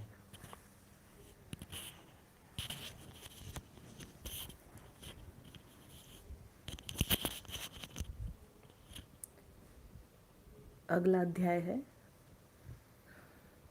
सर्वशुभ उदय का भास आभास संवेदनशीलता की ही क्षमता है और प्रतीति व अनुभूति संज्ञानीयता की महिमा है। तो अभी तक हमने जो संज्ञानशीलता और संवेदनशीलता की बात आई, जिसमें हम देख पाते हैं कि कंपनात्मक गति और वर्तुलात्मक गति का मतलब यहाँ लिखने का औचित्य तो यही समझ में आता है कि ये संवेदनशीलता और संज्ञानशीलता को जोड़ते हुए ही बता रहे हैं इन गतियों को। तो इसमें बता रहे हैं कि सर्वशुभ उदय का भास आभास संवेदनशीलता की क्षमता है। कुछ आया है उसमें, देख लेना। तो अभी हम भास आभास प्रतीति और अनुभूति, इसको थोड़ा सा क्या ये पूछ रहे हैं, शरीरांतर मतलब एक शरीर को छोड़कर दूसरे शरीर में प्रवेश के बाद देवात्मा एवं दिव्यात्मा के पद में स्थित रहता स्पष्ट करें। नहीं, शरीर छोड़ने के बाद जीवन रूप में जो बने रहते हैं उसी को देवात्मा और दिव्यात्मा के रूप में हम पहचानते हैं। जब शरीर धारण करते हैं तो उसी को हम देव चेतना, दिव्य चेतना के रूप में, मानव रूप में पहचानते हैं। तो यहाँ पे जो बात हो रही है वो शरीरांतर मतलब जब शरीर छोड़ते हैं, शरीर छोड़ने के बाद वो जीवन रूप में देवात्मा और दिव्यात्मा के पद में स्थित रहते हैं, इसकी बात यहाँ पे हो रही थी। और ये इसलिए भी जोड़ा हुआ है कि ये जो मतलब मानव की जो महिमा है वो शरीर के साथ भी है, पर जीवन रूप में अमर होने से वो बना रहता है, इसलिए निरंतर है। उसकी महिमा जो है निरंतर बनी रहती है। उसको अगर हम दूसरे एंगल से या दूसरे आयाम से देखने का प्रयास करें तो एक जगह यही भी आया है दर्शन में कि जीवात्मा शब्द का प्रयोग किया है। मुझे लगता है शायद अनुभव दर्शन में यह जीवात्मा के रूप में बताया है ना। तो कुल मिला के जो जीवात्मा है या अभी देवात्मा और दिव्यात्मा की बात कर रहे हैं, ये चैतन्य इकाई के संदर्भ में है ना। तो जब वहाँ पे जो जीवात्मा की बात कर रहे हैं वो ये है कि जो चैतन्य या जो गठनपूर्ण परमाणु है जो जीव शरीर को चला रहा है उसको जीवात्मा कह रहे हैं।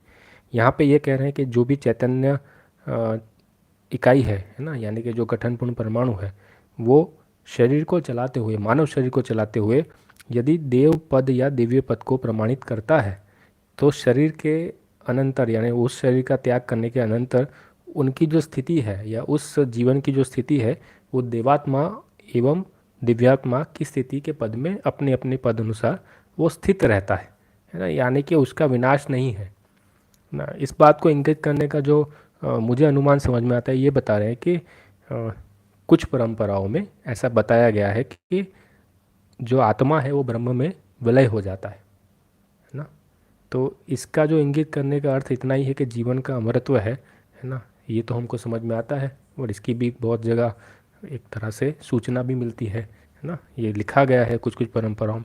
पर उसके बाद जो जीवन है जिसको हम बोले कि मोक्ष प्राप्ति, उसके बाद जीवन का क्या होता है, तो वो जो है वो एक तरह से ब्रह्म में विलय हो जाता है।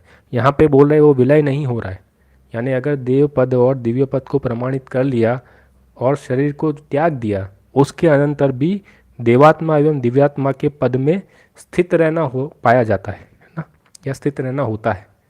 तो यही इंगित करा रहे हैं कि वो आत्मा के रूप में या जीवन के रूप में जो उसकी स्थिति है वो देवात्मा या दिव्यात्मा की होगी, है ना। जो कर्म दर्शन में भी भूतात्मा और बहुत तरीके से बताया है ना, कि जो जीवन शरीर यात्रा के अनंतर जो तो शरीर यात्रा में तृप्त नहीं रहा, वो शरीर यात्रा के अनंतर भूतात्मा प्रेतात्मा के रूप में भी है। तो वो जीवन की स्थिति को इंगित कर रहे हैं ना, कि शरीर त्यागने के अनंतर वो जीवन की स्थिति क्या है। तो अगर शरीर चलाते समय वो देव पद को प्रमाणित किया है, तो शरीर छोड़ने के अनंतर उसकी स्थिति जो है वो दिव्यात्मा की रहेगी। और जब शरीर वो दिव्यात्मा को यानी दिव्य पद को प्रमाणित करता है, तो शरीर छोड़ने के अंतर उसकी जो परिस्थिति है या स्थिति है वो दिव्यात्मा की रहेगी। इसी बात को यहाँ पे इंगित कर रहे हैं। और जो परंपरा में आया कि मोक्ष के बाद जो आत्मा है उसका ब्रह्म का विलय होता है, उसी को यहाँ पे स्पष्ट करने के लिए बात लिखी गई कि वो स्थित रहता है। यही मुझे लगता है प्रश्न का उत्तर था। यदि ठीक हुआ है तो ठीक है, नहीं तो आप पुनः प्रश्न कर सकते हैं, मैं पढ़ के बता दूंगा, है ना। अब हम अगला अध्याय पढ़ना शुरू करते हैं, आखिरी अध्याय। आपको कुछ जोड़ना है? मुझे इतना ही कहना था कि जो पूर्णता की बात हमने पहले अध्याय में अभी पढ़ी थी, कि जो पूर्णताएं है वो, या विकास की पूर्णता या पूर्णता जो है, उसमें कोई पूर्णता तो हम तभी कह रहे हैं जब उसमें कोई बाद में परिवर्तन नहीं है या परिमार्जन नहीं है।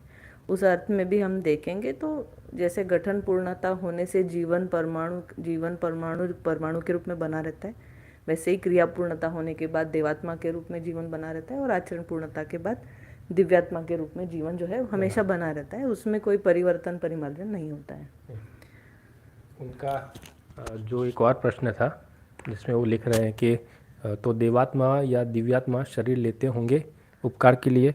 अनुमान तो यही बोलता है लेते ही होंगे, है ना, क्योंकि उसमें यही बात है कि दिव्य पद यानी कि दिव्य पद है उसी को जीवन मुक्ति का है ना। तो देव पद में तो जो देव पद चक्र है यानी तीनों चक्र की बात करते हैं, कि जिसमें प्राण पद चक्र है, भ्रांत पद चक्र है, उसके बाद देव पद चक्र है। तो देव पद चक्र में भी हम देख रहे हैं तो मानव और देव मानव है, और दिव्य पद में पद मुक्ति है, यानी वहाँ पे ही मुक्ति है।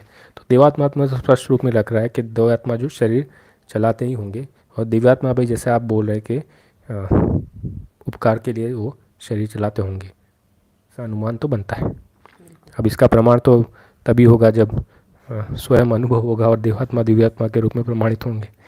पर अभी अनुमान के रूप में तो यही स्पष्ट होता है कि ऐसा होता है। तो आपकी बात ठीक है, उसमें सहमत है उससे। आगे तो आगे का अध्याय शुरू करते हैं। सर्वशुभ उदय का भास आभास संवेदनशीलता की ही क्षमता है, और प्रतीति व अनुभूति संज्ञानीयता की महिमा है। तो फिर आता है आगे, अतः सर्वप्रथम सुख समाधान का भास आभास संवेदनशीलता पूर्वक होता है। अभी हम भास आभास प्रतीति और अनुभूति, ये इस पूरे अध्याय में फिर से आता ही रहेगा, तो उसकी परिभाषा एक बार देख लेते हैं। भास यानी सत्य सहज आंशिक स्वीकृति, आभास बराबर सत्य सहज होने का सामान्य स्वीकृति, प्रतीति बराबर जागृति क्रम में सत्य बोध सत्य प्रतीत होना पाया जाता है, अर्थात वही परिपुष्ट अनुमान के रूप में हम प्रतीति को पहचानते हैं। और अनुभूति जो है वो अनुक्रम से प्राप्त सजगता एवं सतर्कता पूर्ण समझदारी की अभिव्यक्ति, संप्रेषणा और प्रकाशन। तो ये हम देखते हैं कि ये भास आभास प्रतीति और अनुभूति जो है वो मतलब ये जो है ये एक क्रमिक प्रक्रिया है, जिसको हम बोलते हैं कि एक क्रम में अनुमान जो है और सटीक और पुष्ट हो रहा है। इसी को हम आगे देखते हैं। तो पहले सर्वशुभ का उदय भास आभास के अर्थ में है ना। तो सुख और समाधान का भास आभास जो है वो हमको संवेदनशीलता पूर्वक भी होता है, जो हम अभी भी समझ पाते हैं सुख के अर्थ में। जो हम इंद्रिय सुख के अर्थ में भी पहचानते हैं, कभी मूल्यों के अर्थात हम बोलेंगे कि संबंधों के सुख के अर्थ में जो एक भास आभास है सुख का, वो बना रहता है। सुख, शांति, संतोष, आनंद, न्याय, धर्म, सत्य, सहज प्रतीति, अनुभूति, यह संज्ञानशीलता की गम्य स्थली है। तो संवेदनशीलता में भास आभास बना रहता है, और संज्ञानशीलता जो है उसमें हमें प्रतीति और अनुभूति, वो उसकी मतलब उसकी गम्य स्थली वो है। और गम्य, इसमें हमको क्या समझ में आता है? सुख, शांति, संतोष, आनंद, जो जीवन में एक सूत्रता है, स्थापित हो जाना पूरी, जिसमें आत्मा से बुद्धि चालित होना, बुद्धि से चित्त चालित होना, चित्त से वृत्ति चालित होना, और वृत्ति से मन चालित होना, एक तरीके से ये परावर्तन जो है, प्रत्यावर्तन पूरा होने से परावर्तन होना, इसी को हम सुख, शांति, संतोष और आनंद के रूप में पहचानते हैं। और उसकी प्रतीति और अनुभूति जो है वही गम्य स्थली है, यही पूर्ण जागृति है। तो ये जो पूरा जीवन में एक सूत्रता स्थापित हो गई, अर्थात अनुभव के आधार पे या अनुभव के आधार पे हमारा विचार और व्यवहार और कार्य जो है एक सूत्रित हो गया, यही पूर्ण जागृति है। वस्तु स्थिति के साथ आशा, विचार, इच्छा एवं संकल्प का उत्कर्षण अर्थात तीव्र इच्छा एवं उज्ज्वलता का होना अनिवार्य है। उसमें आगे बता रहे हैं, उत्कर्षता अर्थात उत्कर्षता का तात्पर्य गतिशीलता से, उज्ज्वलता का तात्पर्य निर्भ्रमता से है।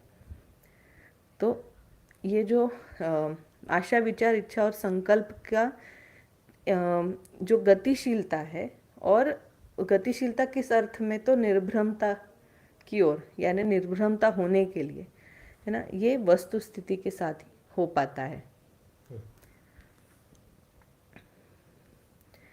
किसी न किसी सीमा में अनुभूति ही अग्रिम स्थितिवत्ता के प्रति अनुमान है। तो ये जो हम कहते हैं कि ये अनुमान ही हमारा कैसे सटीक हो रहा है, जो हम कह रहे थे कि भास, आभास, प्रतीति और अनुभूति में अनुमान हमारा सटीक हो रहा है। तो किसी सीमा में हमारे में जो बना रहता है एक सुख का भास, आभास, जो अनुभूति, उसी को आगे अच्छा, तो वो है जो अनुभूति अग्रिम स्थितिवत्ता के प्रति। तो अग्रिम स्थिति के लिए तभी अनुमान बन पाता है। यही अनुमान अग्रिम प्रयोग का कार्यक्षेत्र तथा वस्तु है। तो ये अनुमान से ही अग्रिम कार्यक्षेत्र या वस्तु हमको समझ में आता है। अनुमान क्षमता ही प्रयोग, व्यवहार एवं अनुभव के लिए संभावना, अवसर तथा बाध्यता है। तो अनुमान से ही हम प्रयोग, व्यवहार और अनुभव के लिए संभावना कर पाते हैं, अवसर और बाध्यता उसी सी वजह से होती है। यही बाध्यता ही प्रवृत्ति, निवृत्ति या वृत्ति है।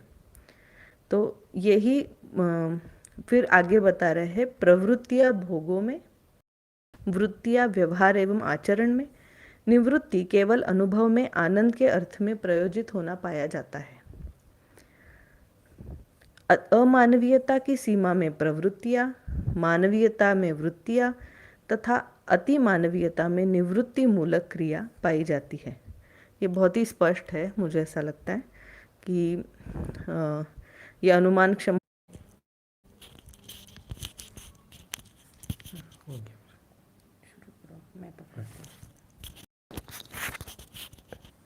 हेलो हेलो, शुरू हो गया है क्या? एक बार बता दीजिए। एक बार इंगित कर दीजिए, क्या कनेक्शन वापस एस्टैब्लिश हो गया है क्या? बीच में वो डेटा का प्रॉब्लम हो गया। कोई कमेंट कर देगा? ठीक है ना अभी?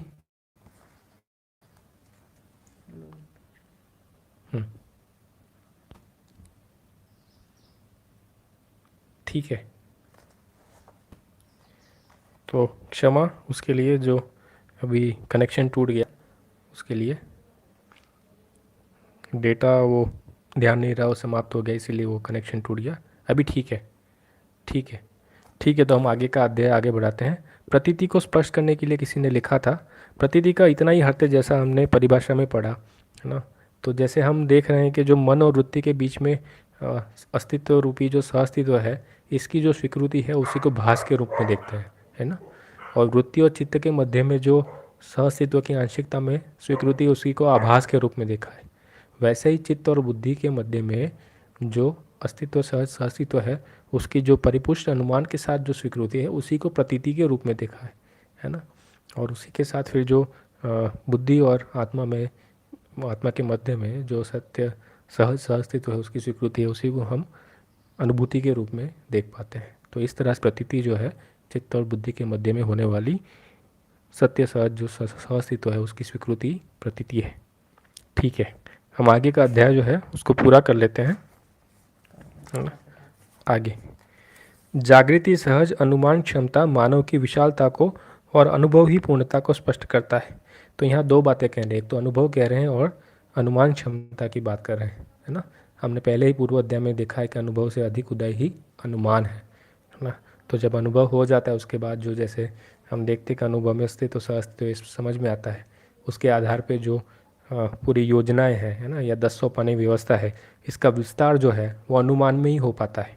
इसीलिए जो जागृति सहज अनुमान क्षमता है, ये मानव की विशालता को स्पष्ट करता है, और अनुभव जो है ये पूर्णता को स्पष्ट करता है, यानी गठन पूर्णता, क्रिया पूर्णता, आचरण पूर्णता को, ये दोनों भेद बताए। आगे, सतर्कता एवं सजगता मानव जीवन में प्रकट होने वाली क्रिया पूर्णताएं है, ये तो स्पष्ट है, हमने आगे ही स्पष्ट कर दिया। चैतन्य क्रिया अग्रिम रूप में क्रिया पूर्णता एवं आचरण पूर्णता के लिए त्रसित एवं जिज्ञासा पूर्वक अपनी विशालता को अनुमान के रूप में प्रकट करती है। तो जैसे मैंने बताया कि अनुभव और अनुमान में जो भेद बताया, है ना, तो अनुभव से आगे जो अग्रिम रूप है ना, उसी के विशालता के रूप में क्रिया पूर्णता और आचरण पूर्णता जिज्ञासा पूर्वक अपनी विशालता को अनुमान के रूप में प्रस्तुत करती। तो उसी के लिए ये त्रिषित भी है सारी चैतन्य इकाई अगर देखें तो। आगे, ज्ञान अवस्था की इकाई का मूल लक्ष्य ही पूर्णता है, यानी चैतन्य इकाई है उसका मूल लक्ष्य पूर्णता है, क्रिया पूर्णता और आचरण पूर्णता। पूर्णता के बिना ज्ञान अवस्था की इकाइयाँ आश्वस्त एवं विश्वस्त नहीं है, यानी क्रिया पूर्णता आचरण पूर्णता के बिना कोई भी, जितनी भी चैतन्य इकाई आश्वस्त विश्वस्त नहीं है ना। अब उसको चारों आयाम में कैसे जोड़ा है इसकी बात आएगी। तो उसमें बता रहे हैं कि उत्पादन और व्यवहार, है ना। तो जो उत्पादन है और व्यवहार है उसी की बात यहाँ पे की है। एक सेकंड, हाँ, तो उसकी बात यहाँ पे पूरी जो उन्होंने की है उसमें ये समझ में आता है कि उत्पादन एवं व्यवहार में ही क्रमशः समाधान एवं अनुभव चरितार्थ हुआ है। तो ये जो चारों आयाम है, उत्पादन, व्यवहार, है ना, उसके साथ समाधान और अनुभव, यानी विचार और अनुभव, ये चारों आयाम है, इसकी परस्परता या एक सूत्रता कैसे है इसकी बात कर रहे हैं, जिसमें समझा रहे हैं कि समाधान एवं अनुभव जो चरितार्थ है वो उत्पादन और व्यवहार में ही हो पाता है ना। प्रयोग एवं उत्पादन में ही समस्या एवं समाधान है। तो जो भी समाधान है ना, वो उत्पादन के अर्थ में है, उसको बात कर रहे हैं कि जितने भी प्रयोग और उत्पादन कर रहे हैं उसमें समस्या है, और अगर उसमें विचार आयाम की परिपूर्णता है तो समाधान है। व्यवहार एवं आचरण में ही सामाजिक मूल्यों का अनुभव होने का परिचय सिद्ध होता है। हमने पिछले भी अध्याय में बात की कि सामाजिक मूल्यों का अनुभव होता है ना, और ये व्यवहार पूर्वक ही होता है। इसीलिए व्यवहार और अनुभव इन दोनों आयाम की एक सूत्रता की बात की है। इसके पूर्व में समाधान और व्यवसाय, इन दोनों यानी विचार और व्यवसाय आयाम की एक सूत्रता की बात की। आगे, आशा, विचार, इच्छा समाधान के लिए ही प्रयोग व उत्पादन विनिमयशील है। आशा, विचार, इच्छा अर्थात कल्पनाशीलता जो है वो समाधान के लिए ही प्रयोग व उत्पादन विनिमयशील है ना। तो ये बात बता रहे हैं कि जो भी कल्पनाशीलता है या उत्पादन के लिए जो भी कल्पनाशीलता लगा रहे हैं वो समाधान पूर्वक ही हो पाता है। इच्छा एवं संकल्प अनुमान पूर्वक अनुभव के लिए प्रवर्तनशील है ना, यानी जो बोध की बात करें, संकल्प जो है वो अनुमान पूर्वक, यानी संकल्प यानी बोध के आगे जो अनुमान है वो अनुभव के लिए है ना, अग्रिम अवस्था के लिए अनुमान है, उसके लिए प्रवर्तनशील है। आचरण के मूल में मूल्यों का होना पाया जाता है, स्वभाव ही आचरण में अभिव्यक्त होता है। तो आचरण में क्या स्वभाव व्यक्त होता है, तो जैसे मानवीयतापूर्ण आचरण की बात करें तो उसमें यदि मानवीय स्वभाव है ना, यानी कि जो धीरता, वीरता, उदारता है, दया, कृपा, करुणा, अति मानवीय स्वभाव है, तो ये आचरण में ही प्रकट होता है ना। और उसके मूल में मूल्यों का ही होना पाया जाता है, यानी स्थापित मूल्य है, मानव मूल्य है, यही उसका आधार है आचरण का। मानवीय स्वभाव धीरता, वीरता, उदारता, दया, कृपा, करुणा ही है। जो 6 प्रकार के स्वभाव है उसकी बात करें, जिसमें धीरता, वीरता, उदारता मानवीय स्वभाव और दया, कृपा, करुणा है वो अति मानवीय स्वभाव, यानी देव मानव, दिव्य मानव का स्वभाव है। अनुभव आत्मा में अनुभव मूलक व्यवहार एवं आचरण आत्मानुशासित होता है, यानी जो अनुभव है वो आत्मा में होता है और जो अनुभव मूलक व्यवहार है ना, और जो आचरण है वो आत्मा से अनुशासित होता है, यानी जो अनुभव से अनुशासित व्यवहार है उसकी बात यहाँ पे कर रहे हैं। आत्मानुशासित ही प्रमाण और वर्तमान है, हाँ, और आत्मानुभूति मूलक व्यवहार समाधान संपन्न होता है। अभी ये तीनों आयामों को जोड़ रहे हैं, यानी जो अनुभव मूलक व्यवहार है, यानी अनुभव मूलक व्यवहार के मूल में समाधान संपन्न होना पाया जाता है, यानी विचार, व्यवहार एवं अनुभव, ये तीनों की जो एक सूत्रता है इसकी बात ये कह रहे हैं। तभी परावर्तन एवं प्रत्यावर्तन में संतुलन सिद्ध होता है। तभी जो जीवन की आवर्तन क्रिया है, यानी मन का प्रत्यावर्तन बुद्धि में, बुद्धि का प्रत्यावर्तन चित्त में, चित्त का प्रत्यावर्तन बुद्धि में और बुद्धि का प्रत्यावर्तन आत्मा में, और आत्मा का जो व्यापकता में अनुभव है और उसके आधार पे फिर जो प्रत्यावर्तन है ना, यानी आत्मानुशासित शासित बुद्धि और बुद्धि मूलक जो चित्त है या चित्त के अनुसार जो वृत्ति है, विचार का स्पष्ट हो जाना, वृत्ति के अनुसार जो मन में है ना आशा है उसका स्पष्ट हो जाना, ये जो पूरा परावर्तन है ये तभी सफल हो पाता है, और यह उसमें संतुलन है तभी सिद्ध हो पाता है जब आत्मानुशासित यानी अनुभव मूलक व्यवहार और वो समाधान से संपन्न होता है। तब यही चारों आयामों की एक सूत्रता की बात कर रहे हैं यहाँ पे। आगे, अनुभूति आत्मानुषंगी एवं अपरिवर्तनीय है। तो जितनी भी अनुभूतियाँ है अपरिवर्तनीय, उसमें कोई परिवर्तन नहीं है ना, उसमें निरंतरता ही है, और यदि परिवर्तन है तो वो अनुभव नहीं है या अनुभूति नहीं, ये भी स्पष्ट है। यही पूर्णता सहज व्यवहार आत्मानुषंगी एवं अपरिवर्तनीय है, यही पूर्णता है। आगे भी जैसे अदिति ने बताया था कि पूर्णता है उसमें कोई परिवर्तन सिद्ध नहीं होता है, यही पूर्णता है, इसीलिए उसको पूर्ण कहा। यही सहजता है, नाम से सहजता के नाम से भी इंगित किया गया है। समाधान एवं अनुभूति की निरंतरता ही सामाजिक अखंडता एवं अक्षुण्णता है, यानी ये जो दोनों की बात हमने कही थी कि उत्पादन और व्यवहार में प्रकट होता है या प्रत्यक्ष होता है, इसके मूल में देखेंगे तो दो आयाम यानी विचार और अनुभव, यानी विचार में समाधान हो जाना और अनुभव आत्मा में अनुभव हो जाना है ना, ये दोनों की निरंतरता ही सामाजिक अखंडता एवं अक्षुण्णता है। इन दोनों आयाम की निरंतरता ही सामाजिक अखंडता है। अनुभव एवं समाधान के बिना जीवन चरितार्थ नहीं। तो ये जो व्यवहार और उत्पादन में प्रत्यक्ष है, इसके मूल में देखेंगे तो अनुभव और समाधान है, इसके बिना जीवन चरितार्थ नहीं है, यानी सफल नहीं हो पाता जीवन ना, इसमें प्रमाणित नहीं हो पाता।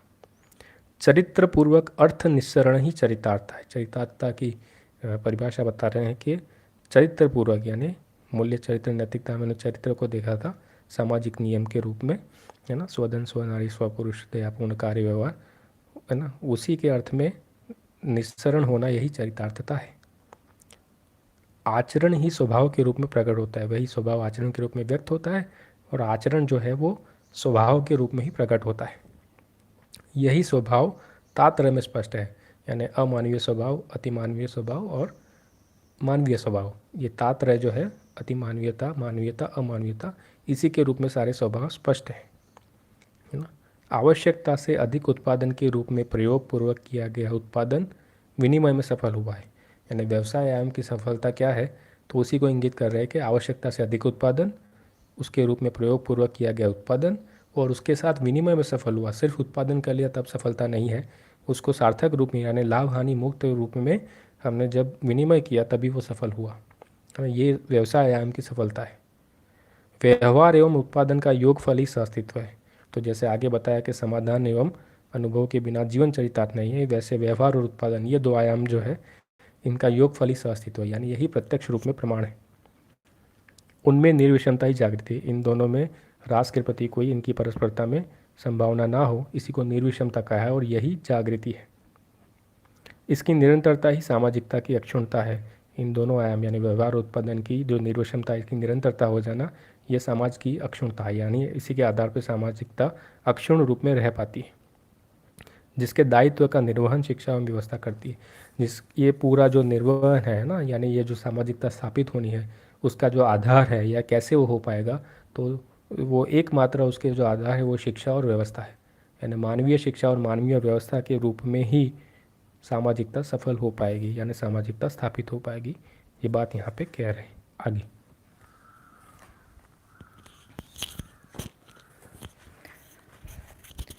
परिमाण परिमाण विश्लेषण पूर्वक सिद्ध होता है जो नियति सहज निर्णय है, यह निर्णय ही समाधान है।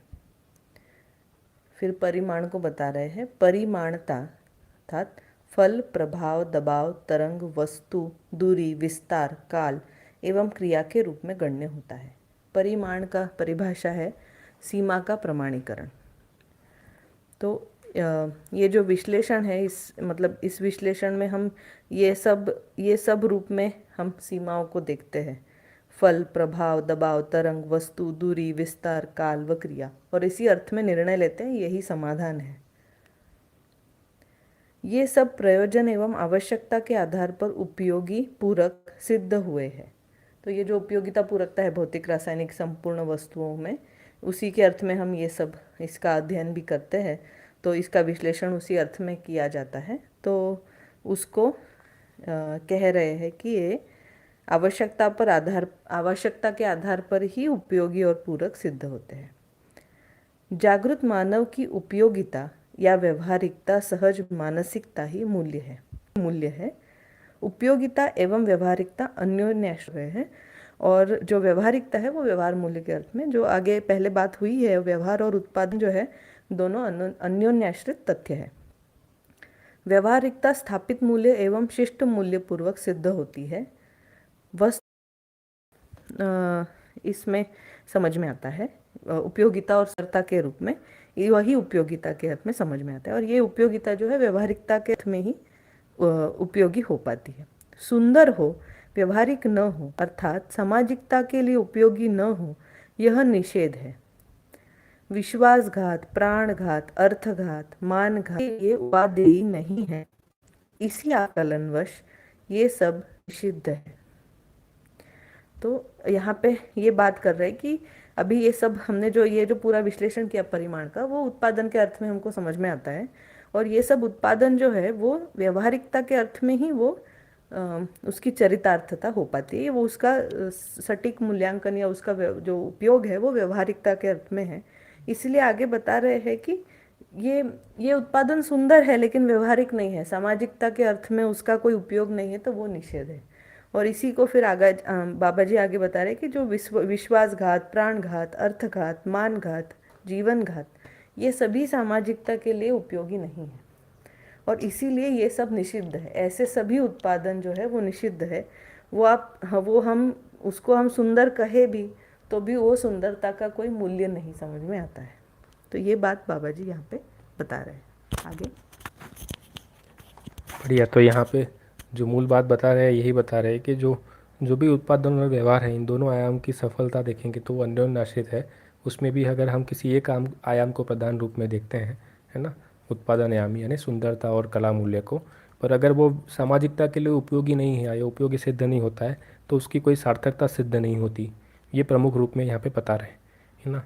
तो हमने अभी तक जो देखा उसमें व्यवहार आयाम, उत्पादन आयाम, विचार आयाम और अनुभव आयाम, इन चारों आयामों की एक सूत्रता है। इसी से कोई सार्थकता सिद्ध हो पाती है। इसीलिए चारों आयामों की जो एक सूत्रता है वो संज्ञानशीलता पूर्वक ही हो पाती है ना। और संज्ञानीयता पूर्वक जो हो पाती है उसके मूल में भी देखेंगे तो प्रतीति और अनुभूति है, इसी की महिमा है ना। और संवेदनशीलता पूर्वक कोई समाज की रचना सफल नहीं हो पाती। और सर्वसुख का जो उदय है वो इसी के साथ हो सकता है, संज्ञानशीलता या संज्ञानीयता पूर्वक ही हो पाता है ना। तो जो आखिरी पैराग्राफ है उसको हम पूरा कर लेते हैं। टाइम तो हो ही गया है, बस ये आखिरी पैराग्राफ पूरा करते हैं, इसी के साथ ये अध्याय पूरा हो जाएगा। परिचय ज्ञान व्यवहार एवं आचरण पूर्वक सिद्धि के लिए की गई प्रक्रिया ही परिमाण प्रक्रिया है ना। यानी परिमाण की भी अगर हम परिभाषा देखते हैं तो उसकी परिभाषा यही है कि सीमा का प्रमाणीकरण, है ना। कोई भी रूप में जो सीमा है, जैसे जड़ में हमने देखा कि फल है, प्रभाव है, दबाव है, तरंग है ना, वस्तु है, दूरी है, विस्तार है, ये सब सीमा है। इसके प्रमाणीकरण ही परिमाण है। तो अगर मानव में देखेंगे तो मानव की सीमा तो क्रियापूर्णता और आचरण पूर्णता ही है।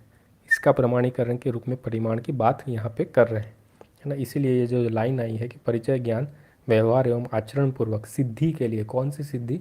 क्रियापूर्णता और आचरण पूर्णता, इसके लिए की गई प्रक्रिया ही परिमाण प्रक्रिया है ना।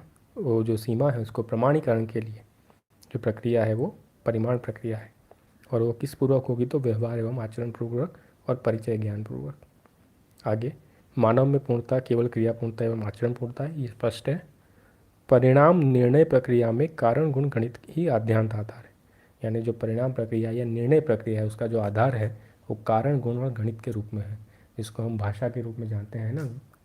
गणितीय भाषा, गुण के आधार पे भाषा, गणितीय रूप में हम उसका जैसे हम कहते हैं कि आकार आयतन गण यानी रूप सीमावर्ती जो गणनाएं हैं वो गणितीय भाषा से स्पष्ट होती है। उसके साथ ही जो सम और विषम है उसको भी गणितीय रूप से समझ सकते हैं, और उसका जो प्रभाव है इन सब का उसको हम गुण की भाषा से समझते हैं, है ना।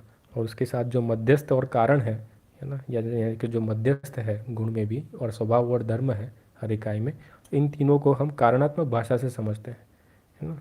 तो ये कारण गुण और गणित भाषा है। इन तीनों का जो तथ्यत्रय है यही निर्णायक तथ्यत्रय है ना, यानी इसी के आधार पर परिणाम और निर्णय या परिमाण प्रक्रिया समझ में आती है। कारण सहित घटनाएं, गुण सहित प्रक्रियाएं एवं मात्रा की गणनाएं प्रसिद्ध है, ये हमको समझ में आता है। जो भी घटनाएं हैं यानी उसके पीछे कोई भी बात हम कर रहे हैं कि जैसे हम देखते हैं ये वस्तु है वो इतनी लंबी है चौड़ी, ये सब गणितीय भाषा है। ये मात्रा जो है ना, उसके साथ जो उसका प्रभाव है, जो प्रक्रिया है, जो भी उसमें होता है, उसमें निहित रिएक्शन जो है वो सारा हम गुण यानी गुण की भाषा से समझते हैं। और वो जो घटना के रूप में घटता है, नियम के रूप में जो घटता है ना, जैसे सहअस्तित्व ही नियम है, उसको हम देख रहे हैं तो वो कारणात्मक भाषा है। तो इसी के साथ ये सारी चीज़ें प्रसिद्ध है यानी समझ में आती है। शुद्धतः परिणाम का परिमाण, परिमाण का परिणाम परमाणु की स्थिति में होता है। बहुत सारे परिमाण परिणाम आ गया है ना साथ में ही। तो वो कह रहे हैं कि शुद्धतः परिमाण का परिणाम परमाणु की स्थिति में होता है। तो ये जो परमाणुकरण प्रक्रिया है ना, उसको समझ में आता है कि ये जो इसका जो परिणाम है उसको हम कहाँ पे देख पाते हैं? तो परमाणु की स्थिति में, यानी परमाणविक स्थिति में ही वो समझ में आता है ना। जैसे अ, हम जड़ में देखेंगे तो परिणाम का अमरत्व है, ये जो परिणाम है यानी उसका जो प्रमाणीकरण है वो परमाणु में। और मानव में भी देखेंगे तो जो गठनपूर्ण परमाणु है इसी में हमको क्रियापूर्णता और आचरणपूर्णता रूपी परिमाण समझ में आता है। आगे, रूप गुण स्वभाव और धर्म का संयुक्त रूप ही मात्रा है। तो ये चारों के रूप में जो एक हमको जो कोई भी इकाई का जो रूप गुण स्वभाव धर्म है यही उसकी इकाई समग्रता है, यही उसकी मात्रा है ना। जैसे हम कहते हैं कि अस्तित्व की मूल मात्रा परमाणु है ना, तो ऐसे ही इसकी मात्रा में रूप गुण स्वभाव धर्म है, यही मूल तत्व है। आगे, प्रत्येक इकाई में स्वभाव गति एवं आवश्यक गति दृश्य है। तो जैसे हमने आगे उभय गतियाँ देखी, वर्तुलात्मक गति और कंपनात्मक गति, ऐसे ही देखेंगे तो प्रत्येक इकाई दो ही गति है, यानी दो ही दिशा में गति है, या तो वो ह्रास की ओर गति है या विकास की ओर गति है यानी जागृति की ओर। तो जो ह्रास की ओर गति है उसी को आवश्यक गति, और जो अपने बने रहना या विभव के रूप में जो है उसी को हम स्वभाव गति के रूप में देखते हैं। यही बात आगे लिखी है कि ह्रास के योग्य गति आवेशित गति है ना। आवेशित गति ही सापेक्ष शक्तियों के रूप में द्रष्टव्य है। तो जब हम आवेशित गति को जड़ में अध्ययन करते हैं तो हमको सापेक्ष शक्तियों के रूप में वो द्रष्टव्य है। जैसे जो जड़ प्रकृति में विद्युत, ताप, प्रकाश, चुंबक और शब्द के रूप में, यानी जड़ अवस्था में अगर हम देखते हैं तो उसमें समझ में आता है कि ये जो सापेक्ष शक्तियाँ हैं, विद्युत है, ताप है, प्रकाश है, चुंबक है और शब्द है, ये पांचों जो है वो सापेक्ष शक्तियाँ, और इसका मूल कारण जो है वो आवेशित गति ही है ना। जो विद्युत है वो भी आवेशित गति है। हम अगर विद्युत की मूल में अगर समझने जाए तो जो उसको हम विखंडन विधि से ही प्राप्त करते हैं ना, दो चुंबकीय धारा को विखंडन करके। और वो जो हमने कर्म दर्शन में देखा ही आखिरी अध्याय में कैसे उसका पूरा विश्लेषण है, वैसा ही ताप है। हाँ, ये स्वभाव गति नहीं है, आवेशित गति है। तो जड़ में हम उस रूप में द्रष्टव्य है। अभी चैतन्य प्रकृति में किस रूप में द्रष्टव्य है? तो उसी की बात कर रहे हैं कि चैतन्य प्रकृति में काम, क्रोध, लोभ, मोह, मद, मात्सर के रूप में सोचते हैं, यानी जो ये षड आवेश है ना, जिसको हम षड आवेश के रूप में भी जानते हैं, है ना। किसी के प्रति मुग्ध हो जाना या अपने ही आपको सबसे अधिक माना, अहंकार मानना, है ना, या किसी के द्वेष के रूप में काम ना करना, ये सारी जो षड आवेश के रूप में पहले ही स्पष्ट किया जा चुका है, ये सब आवेशित गति चैतन्य प्रकृति में स्पष्ट होती है। ये सब आवर्तनशीलता सूत्र प्रक्रिया पूर्वक नियंत्रित और संरक्षित होती है। यानी सारे आवेश जो है ये कैसे नियंत्रित होते हैं? तो ये आवर्तनशीलता यानी प्रत्यावर्तन परावर्तन, हमने पहले ही बात की कैसे प्रत्यावर्तन और परावर्तन मन का प्रत्यावर्तन बुद्धि में आत्मा तक जो है ना, वृत्ति चित्त बुद्धि आत्मा तक, इसी के साथ पूरा आवेश जो है वो नियंत्रित होता है और संरक्षित होता है। तो इसी के साथ ये अध्याय पूरा हुआ, जिसमें मुख्य बात यही थी कि सर्वशुभ जो है ना, जो सर्व मानव का शुभ है, उसका उदय का भास आभास संवेदनशीलता की सीमा है। इसीलिए मानव की कामना में ये बात है, सभी का शुभ हो, है ना, सभी का विकास हो, वसुदेव कुटुंबकम, धरती एक है, ये सारी कामना के रूप में इसका मूल आधार इतना ही है कि ये भास आभास संवेदनशीलता की सीमा में है। ये सब हम सब में प्रत्यक्ष है, परंतु इसको जो चरितार्थ करना है उसके लिए जो मूल बात है वो संज्ञानशीलता या संज्ञानीयता है, जो प्रतीति व अनुभूति पूर्वक यानी अनुभव पूर्वक अगर मानव में विचार यानी वाद त्रय समाधानात्मक भौतिकवाद, व्यवहारात्मक जनवाद और अनुभवात्मक आध्यात्मवाद, इसके वाद तरह की सफलता से व्यवहार अन्वय में ये स्थिरता जो है उत्पादन और व्यवहार में प्रत्यक्ष होगी। इसी से सामाजिकता की स्थापना हो पाएगी, इसी से मानव जाति अक्षुण्ण रूप में इस धरती पर हमेशा बनी रह सकती है, जिसमें कोई युद्ध नहीं है, द्रोह नहीं है, विद्रोह नहीं है ना, उत्सव पूर्वक इस धरती पे जिया जा सकता है। और इसी के लिए जो पूरा अभ्यास है और इसके पीछे जो तात्विकता है यानी दर्शन है, इसको स्वीकार हो जाना या इसमें समर्पित हो जाना, समर्पण की भी हमने बात समझी थी कि जो पूर्णतया स्वीकार होता है ना, यह उदाहरण स्थापित हो जाना, इसी की व्यंजनीयता हो जाना यानी भास आभास प्रतीति हो जाना, व्यंजनोत्पादीयता हो जाना, है ना, यही इसका मूल आधार है। और इसका मूल आधार शिक्षा और व्यवस्था है, जिसके आधार पर ये चरितार्थ हो सकती है। यही इस पूरे दर्शन का सार है, जितना हमको समझ में आया। और आप सभी का धन्यवाद, आप सब ने धैर्य से सुना। और मुझे ये लगता है कि ये समझने के क्रम में जितने भी लोगों का इसमें योगदान है, सभी के प्रति कृतज्ञता। जितने प्रबुद्धकों से या जितने हमारे भाई बहन हैं या हमारे वरिष्ठ लोग हैं, इनसे हम लोग समझते ही रहते हैं और क्रम में ही हैं, समझ ही रहे हैं। और उस क्रम में एक प्रौढ़ता भी आ रही है, ये समझ में आ रहा है कि धीरे धीरे समझने की तीव्रता भी बढ़ रही है और आगे हम बढ़ रहे हैं और आगे बढ़ेंगे। तो सभी का धन्यवाद। आप कुछ कहना चाहते हैं? बस सभी को धन्यवाद, बाबा जी के प्रति कृतज्ञता अर्पित करती हूँ। इतना एक बहुत अच्छी चीज़ हमारे सामने आई। और अभी हमने जहाँ पे छोड़ा है क्षण आवेशों के बारे में, तो आगे आवेशों के बारे में ही अध्याय जो है कल से शुरू होगा। हाँ। और राकेश भैया उसको रखेंगे। तो आवेश जो है मनुष्य का अभिष्ट नहीं है। तो इस तरीके से बहुत ही ये अच्छा सत्र रहा है। और अभ्यास दर्शन मुझे ऐसा लगता है कि एक बड़ा अच्छा मोड़ समझ में आता है कि हम अभी तक जो व्यक्तिगत मोक्ष की बात कर रहे थे, तो अभी अभ्यास दर्शन पढ़ने से ये समझ में आता है कि सर्व शुभ में या सर्व उदय में या सबके शुभ का उदय होने में ही हमारा शुभ समाया है। इसी अर्थ में अभ्यास है और इसी अर्थ में हम आगे कैसे बढ़ेंगे, इसी को सोचना, इसी का व्यक्ति से लेकर अंतर्राष्ट्र तक इसका विस्तार देख पाना, यही पूरा अभ्यास समझ में आता है अभी। तो बाकी सबको धन्यवाद। सभी को धन्यवाद।